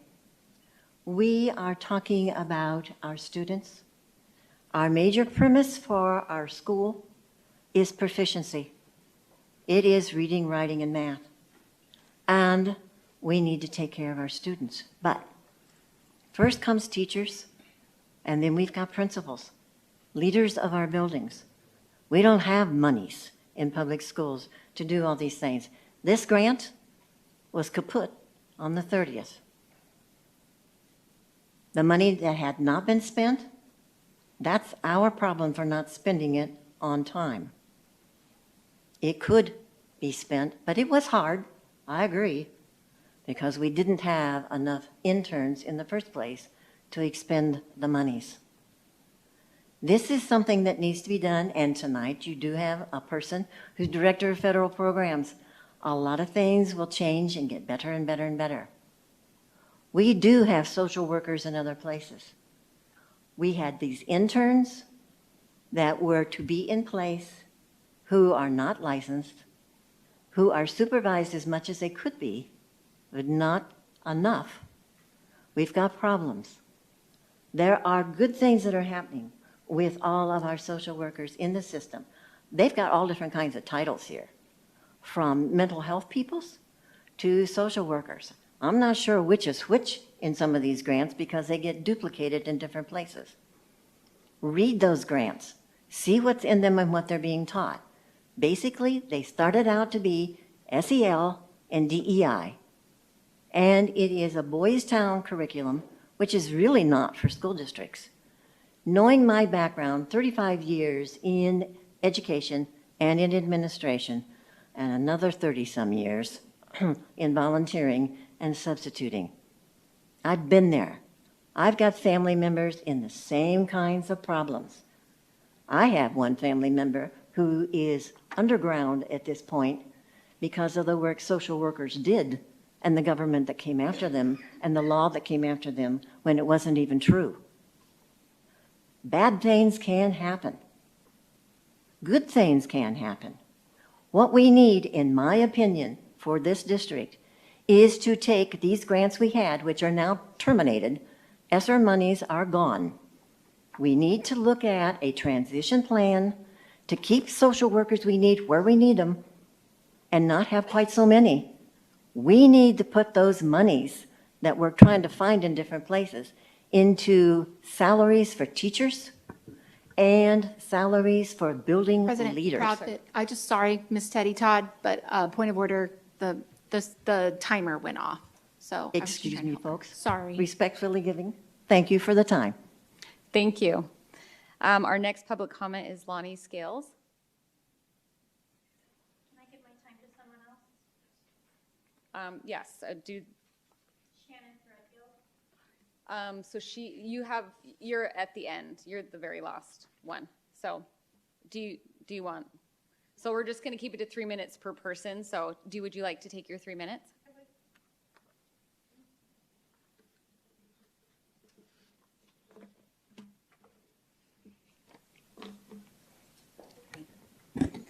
I'd like to start by saying thank you to Becky for the strength it took to say what you did about the decision and the chaos and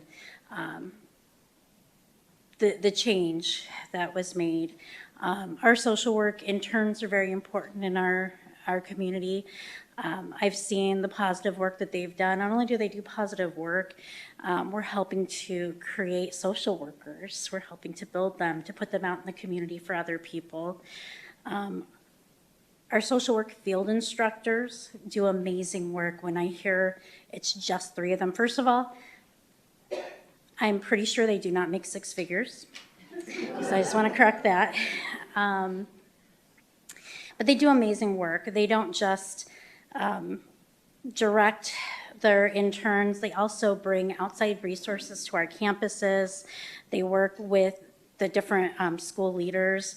They're there to provide grief services when we've had tragedies on our campuses. They have so many jobs that they fulfill in our schools. And I say it's like they have a ripple effect because we don't see everything that they do because there is just 3 of them. But they work way up here, and the things that they provide trickle down to all of the students. These hearts that some of us are wearing tonight represent the students that they touch through the work that they provide. We don't see them, but we hear them. They work with our social workers as well, not just our interns. They help provide resources for our social workers. You have many, many years of combined experience from those field workers. There are times when school social workers don't always know the answers, and that's who they reach out to for that support and for that help. I think that our district is very lucky to have had these services for the last few years because I've been here for a while, and I've been here when we didn't have that support at the elementary school level, when we didn't have school counselors, when we didn't have behavioral health behavior supports in place. So having these social workers in our schools has made a tremendous difference. I've watched schools go from reactive to being proactive and being able to put programs like Boys Town in place, which is designed. It was designed for young people. And it teaches them skills that they need to be successful in life. Anyways, I just wanted to share that, and that I'm very grateful for all the social workers, and thank you for allowing that to pass so that we have our field instructors. They're very important. Thank you. Thank you. Our next public comment is Becky Foster.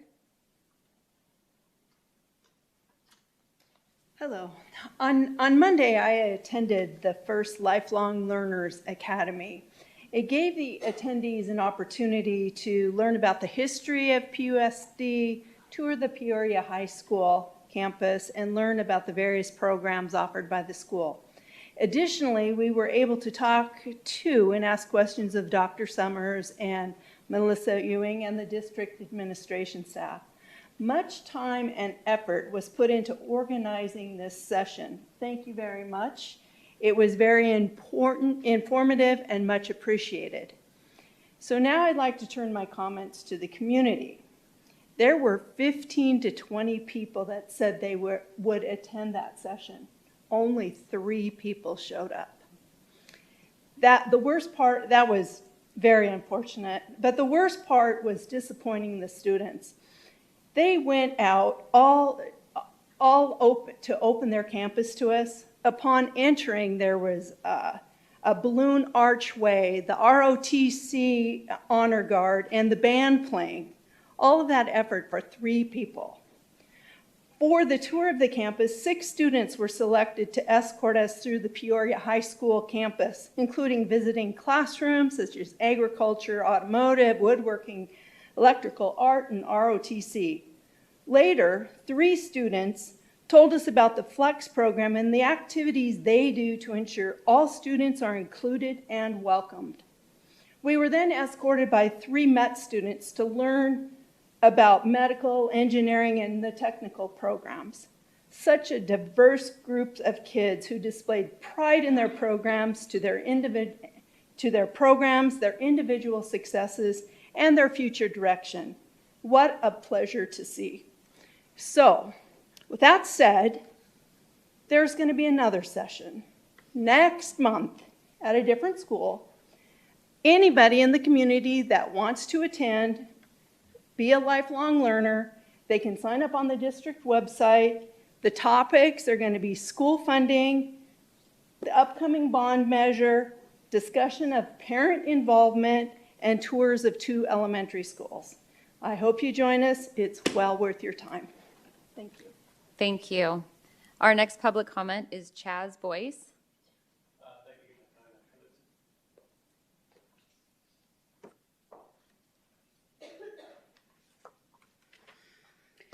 Thank you so much for giving me the opportunity to speak today. As a POSD employee and teacher for almost 20 years, I have seen firsthand how the needs of our students have increased drastically each year. While the primary mission of schools is and should be education, the reality is that students are coming to our classrooms with challenges that make it difficult for them to fully focus on learning. These challenges can overwhelm them and in turn create barriers to their academic success. This is where the immense value of having social work field instructors and their interns in our schools comes in. With parental consent, they provide students with tools that help them cope with stress, build resilience, and develop problem-solving skills that support their ability to learn in the classroom. I can assure you, as both a teacher and a parent, that the skills our students are learning are positive, ethical, and productive. The focus of helping students succeed academically, socially, and emotionally. Having social work interns in our schools is no different than the student teachers I have had in my classroom. As a professional, I am responsible for guiding them and giving them the necessary skills to help them to be successful in their future careers. It is my responsibility to ensure that nothing happens in the classroom that doesn't meet our standards. Likewise, social work interns are working under the supervision of experienced professionals, and all actions and decisions are carefully monitored. What we have put these field instructors and interns through these past 2 weeks is truly awful. They've been forced to worry not only about their own livelihoods, but about the students they've invested so much time with and the future families who will no longer have the vital supports they need. The names and positions have been unfairly devalued and lumped together with situations they had absolutely nothing to do with. The issues brought to the public's attention are HR matters. If any school employee, or any professional for that matter, acts inappropriately, the individual would be dealt with through HR, not by assuming that all with the same title are acting unethically.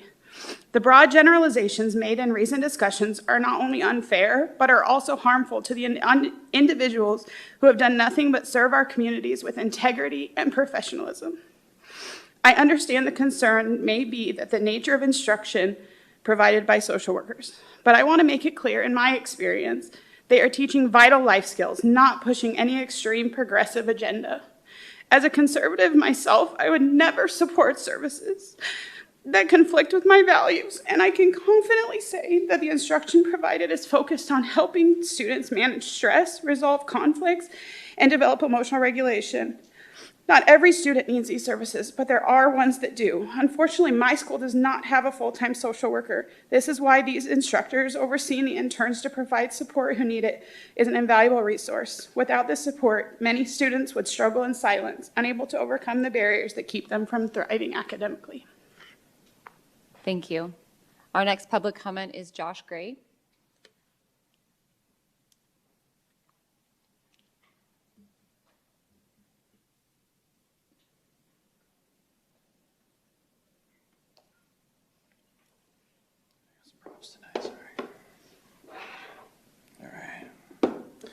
Good evening, President Proudfoot, Clerk Sandoval, Superintendent Summers, Cabinet, and guests. Thank you for letting me speak tonight. I want to start off with something positive. So, Dr. Summers, I want to thank you for your words at the last board meeting. There was obviously a lot of discussion after the last meeting in the community, and they had a lot to say. And quite a few people said things like, have these people never heard of Maslow before? And I got to be the person that says, well, actually, the superintendent brought that up. And I try not to be the well, actually guy all the time, but sometimes I really like it, so thank you for that. I also want to thank the PUSD cabinet for all their tremendous work that you do here in PUSD. I specifically want to single out Ms. Airy and Ms. Myers for their work. It's not easy dealing with opinionated parents or parents that need budget items explained to them like we're 5.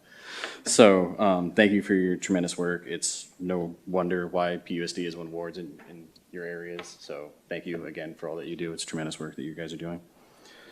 I have to comment on the vote not to extend the no-cost federal mental health grant. First, thank you to the 2 board members that voted yes, and thank you to President Profit for your comments tonight. Accountability matters. I do hope there is a plan to ensure the 1,800 students do not go without care, and those folks that were providing care within the district aren't hung out to dry. I still do not understand the reasoning to scrap the program just because it was not a permanent solution. The mental health needs of our students should be so important that it being a temporary doesn't matter. A district shouldn't deny a grant when school funding by this state is so dismal.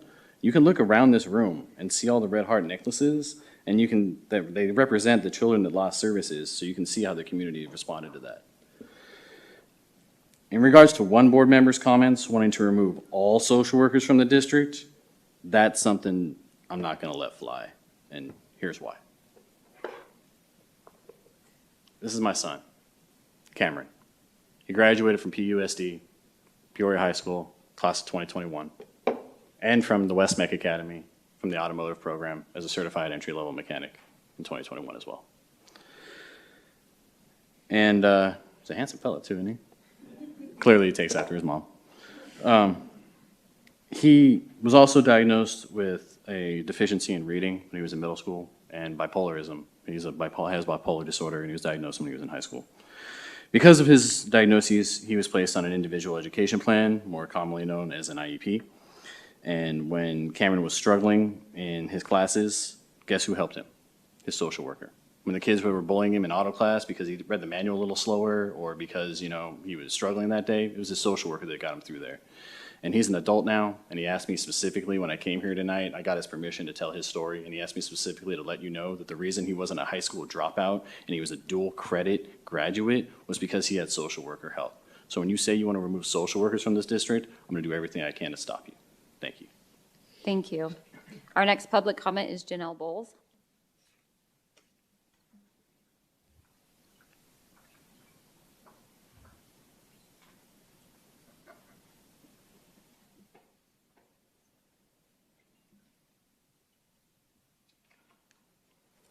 Hi, good evening. Wow, there's a lot of confusion around this grant. I'm not gonna address that. It doesn't address IEPs. That's what I did in the district when I was here as a behavior specialist, meaning this grant has nothing to do with IEPs. And I did work with kids like Mr. Gray's son. Becky and Heather, I just want to say I'm sorry for all the abuse that has happened, for decisions that you made. And whether we agree with them or not, I don't really understand the bullying and the abuse that went on. So I just have to address that first. Even some in the room were part of that abuse. Nobody doesn't care about children. Let's be real. I know these women enough to know, and everyone in this room, you care about children. If you didn't, first of all, I'd rather have a root canal that I don't even need than be on a school board because they don't even get paid to do for the abuse that they take. Legit. So it blows my mind that people that are helping kids as social workers, some have abused others, adults online. But in lieu of district transparency, the last board meeting, we did vote not to extend the 3-fold field worker, social worker contract with hopes that we would come up with a more permanent solution. I don't believe, and I know these women do not believe, that we don't need counseling on school campuses.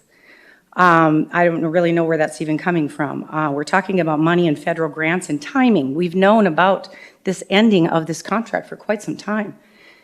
Yet we pretend like we didn't, and all of a sudden we're all in shock that what are we going to do? No, we need a plan because we can't live off the federal government forever. And it is taxpayer dollars. And someone does make, I have the figures right here if you want to see them. One of your social workers in 21 made 6 figures. So that is a correct statement, whoever made that. Why didn't we just continue with the grant at this point? Because now we've taken that away, and now we have created positions for these people, and I don't understand that. I want to know, as a constituent, where's that money coming from? Because I think that would give in lieu of transparency in the district. Like, that doesn't make sense to me. I'm not saying we don't need them. Be clear in what I'm saying. I'm saying, where are you getting the money from? And I could only hope that all the bullying that went on did not steer Ms. Proudfit, because I know there was a lot of bullying going on. And I hope that our convictions are deeper than just making it about politics and kids. I too have had family that have committed suicide. And I too have not a perfect family. We're people, we all put our pants on the same way. Stop bickering amongst each other and let's come up with solutions for children. Thank you, permanent solutions. Thank you. Our next public comment is Dr. Stephanie Herrick-Kays.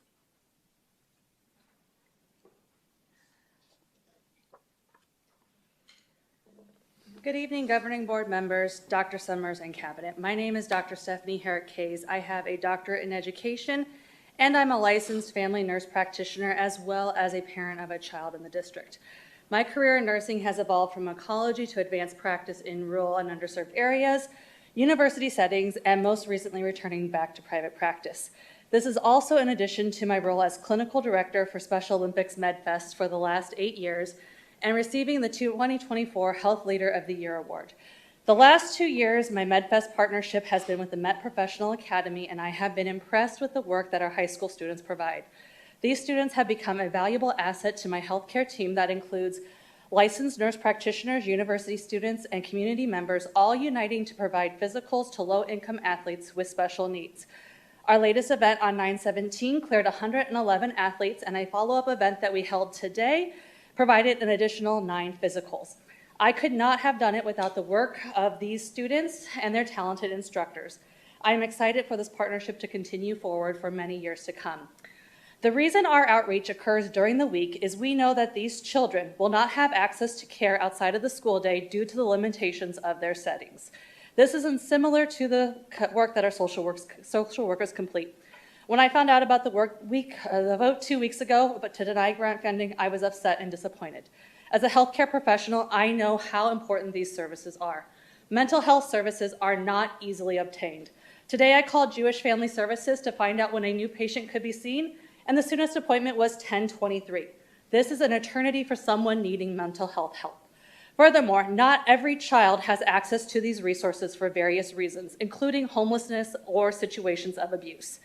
The bigger picture of these outreaches is to ensure that athletes are having their needs met. While it's rare, it's not uncommon for us to discover situations where we need to notify authorities for further assistance. Part of the duty of the public school system is to provide assistance for students or for children in need. While not every child will make it to a family practice office, every child is required by law to receive an education. There have also been concerns about students and interns working with students. Students and interns on their rotations have achieved various milestones before starting their rotations and are aware that if anything is done outside their scope, they risk losing their placement, failing the course, or even failing their program. My students are key for these programs' success, and I could not do it without their help. All of my athletes have to have consents to my team to provide services. This is the same for social workers in the district. As a parent, I reserve the right to say no to these services. I understand it can be uncomfortable, but sometimes we have to do things uncomfortable. The children that deserve these services or do not have parents to advocate for them or whose needs are not being met need to have these services. While I know every time I work with a tough situation, I go home and I hold my children a little tighter. And I'm so thankful that they are not experiencing the heartache that I was involved with that day. I could never do your job, and I'm thankful for what you guys do. So thank you guys. Thank you. Our final public comment is Shannon Threadgill.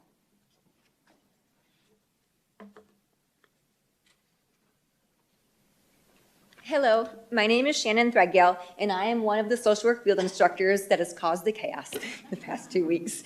I am here to speak with pride about my department and the incredible team of social workers and mental health counselors I have the privilege of working with every day. Many who are here, thank you. I also want to share some factual information with our community so you can make well-informed decisions for your own families. Here are some facts about our department. We have 33 full-time social workers and mental health counselors, 1 McKinney-Vento foster care liaison, 12 social work interns, 3 social work field instructors, and 1 incredible supervisor. Our department has grown from a team of 2 to a team of 38 in 5 years. We've been supported by state and federal grants that recognize the important role of school social workers. All of our social workers and mental health counselors have master's degrees from accredited universities and are certified by the Arizona Department of Education, which is all that is currently required for our role. Social workers follow the NASW Code of Ethics, which is a set of standards that guides the professional conduct of our work. Social workers cannot and do not prescribe medication. School social workers do not provide diagnoses or practice psychotherapy in our role. Other social workers who are licensed in outpatient settings do, but we do not, so we are not breaking any laws, as has been previously alleged. Social workers are bound by confidentiality and FERPA, which means we are not able to defend ourselves from some of the things that are said about us. This year alone, we have had 690 signed consents from parents who want us to support their students. In just 7 weeks of school, that is the number of students we are supporting, 690. We have had 10 parents decline consent, and we respect that decision as well. We have potentially saved 42 lives by completing suicide risk assessments and connecting students and their families to outside resources. In the past 3 years, we have had 33 of our own students and or staff members die, and we have provided grief support to those communities in the aftermath. Many of our students do have outside supports, as many of you talk about, but a counseling appointment at 4 o'clock on a Thursday doesn't help when a student has a panic attack during math class on Monday and needs immediate support. We offer monthly trainings to parents and staff on topics relevant to youth. So far this year, we have had 293 parents and 357 staff register for these webinars. I feel like I could throw numbers at you all day, but numbers don't even come close to telling the story of the work we do on a daily basis. We work comprehensively with parents and all members of the school staff. We focus on the whole child to make sure children are prepared to learn on a daily basis and to ensure that every student every day is prepared to shape tomorrow. Every single student deserves the opportunity to get the support they need, and we work to identify those needs, reduce barriers, and build on the strengths the student has. I am incredibly proud to be a social worker and the amazing work of our department. If people have further questions about our role in Peoria, I welcome you to reach out to our department and get factual information and not rely on outside sources. Thank you, President Proudfit, for your public apology. That was huge, and I greatly appreciate that. Thank you. That concludes. President Proudfit, if I may, since I was addressed a couple of times, I've read it. I've read the grant from the past 5 years. This is the reporting system from the U.S. Department of Education. I've read each year the reports that have been made on what has been going on in here. It talks about training social worker interns on clinical service delivery. I've had parents, yes, parents, and I'm not going to give up their names because of the scrutiny that I have faced, to the point of people threatening on social media to call CPS on my family and my children and take them away. So no, there have been parents. We had a parent speak at a board meeting last year. You can go back and watch it, from Centennial High School, of a social worker messing with her kid's mental state without permission. I've had parents tell me that there's been social workers going into the whole classroom and talking to kids about equity. That happened. We've got another parent who talked about student was serving lunch detention and had to complete an EverFi course without parent permission. I've had a parent who used to be an employee in the district reached out to me after all of the negativity that we were facing. I just want to make sure that we're just responding to the specific public comments that were brought up in regards to you. Yes, with regards to the way that I voted. and I'm explaining the way that everything that I have been hearing from parents, it is not just one HR issue, whoopsie, we didn't get permission. We are messing with a child's mental state. That is not fixable. So I wanted to explain that, and I'm not going to force parents to come here and speak because of the damage that was done to their children's mental state in this district. We're going to move on to informational reports. 10.1, 2024 Mental Health Services Professional Demonstration Grant Update. We're going to turn the time over to Dr. Summers.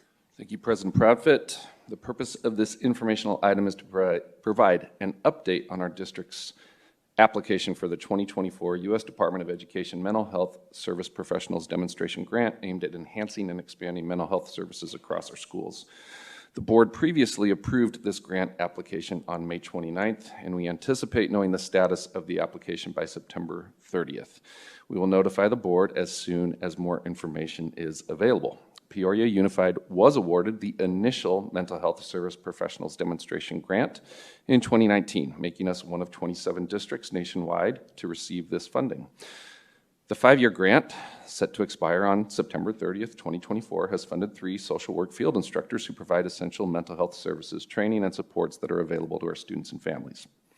At the last board meeting, the district requested approval for a no-cost extension of the current 2019 grant, which would have allowed the district to continue utilizing remaining funds from the initial grant. However, the board voted against this no-cost extension.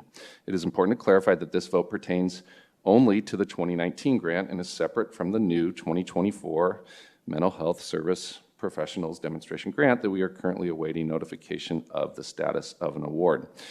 Tonight's update focuses on the status of the new grant application, which, if awarded, would enable us to continue providing services and expand supports to schools without social workers. Given the level of public interest and some misinformation circulating on this topic, the district is committed to transparency and clarifying various questions related to the grant. To this end, we are in the process of producing a detailed update to clarify the details of the grant, explain the role of social workers in the district, and provide any additional information on specifically what this grant entails. We are committed to doing this as soon as possible. If board members have additional questions about the grant or its application process, please feel free to direct them to me, and I will ensure appropriate administrators respond. Finally, our district remains steadfast in its commitment to meeting the comprehensive needs of our students, which includes their academic success, safety, and well-being. While there may be differences of opinion in the community on how best to achieve this, one thing we can all agree upon is the critical importance of student safety and their well-being. This is a shared priority for everyone in our community. As we move forward, we will continue to explore all available resources and strategies based on research and best practice to ensure our students receive the support they need to learn. Thank you. Thank you, Dr. Summers. Moving on to 10.2, we have report on upcoming meetings and events. Ms. Airy, do you have anything for us this evening? President Proudfit, I don't have anything to add to this evening's report. Thank you. Thank you. 10.3, legislative, state, and local updates. Ms. Myers, do you have anything for us? I do. Thank you. Good evening. President Proudfit, members of the governing board, Dr. Summers, and community. I have 2 updates tonight. The first is related to the minimum wage, and the second is an election deadline reminder. On November 8th, 2016, Arizona voters approved the Minimum Wage and Paid Time Off Initiative, known as Prop 206. The purpose of Prop 206 is twofold: to increase Arizona's minimum wage, that at the time was $8.05 an hour, to $12 an hour by 2020, which took place. And then the second part, which I'll speak to tonight, is the requirement that employers recognize a minimum wage increase every year. And that increase goes into effect on January 1st. The percentage increase is based on August year-over-year inflation as measured by the Consumer Price Index for all consumers, urban consumers, I should say. And the latest inflation percentage number that was released on September 11th was 2.5%, which will require a 35-cent increase to the $14.35 current minimum wage and adjust the rate to $14.70 an hour minimum wage that will go into effect on January 1st, 2025. And on the election front, it is 40 days from the general election on November 5th. As a reminder to our community, the last date to register to vote is October 7th, and community members can visit the Arizona Secretary of State's website to register to vote or to check on their registration status, and the website is azsos.gov.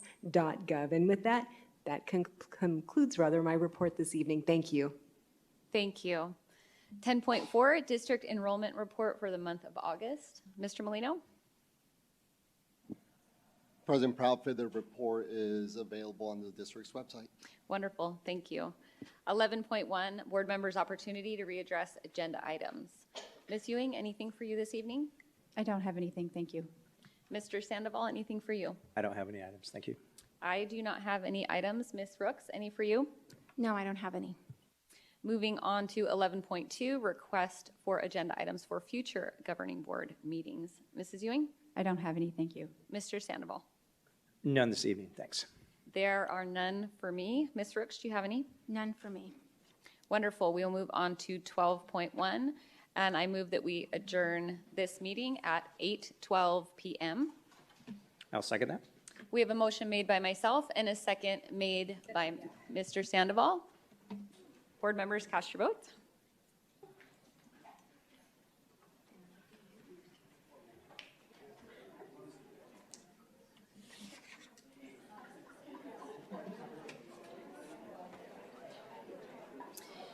Meeting is adjourned, and thank you all for taking the time to come out and for bearing with us. That was a long meeting. Thank you very much. Have a great night and get home safely.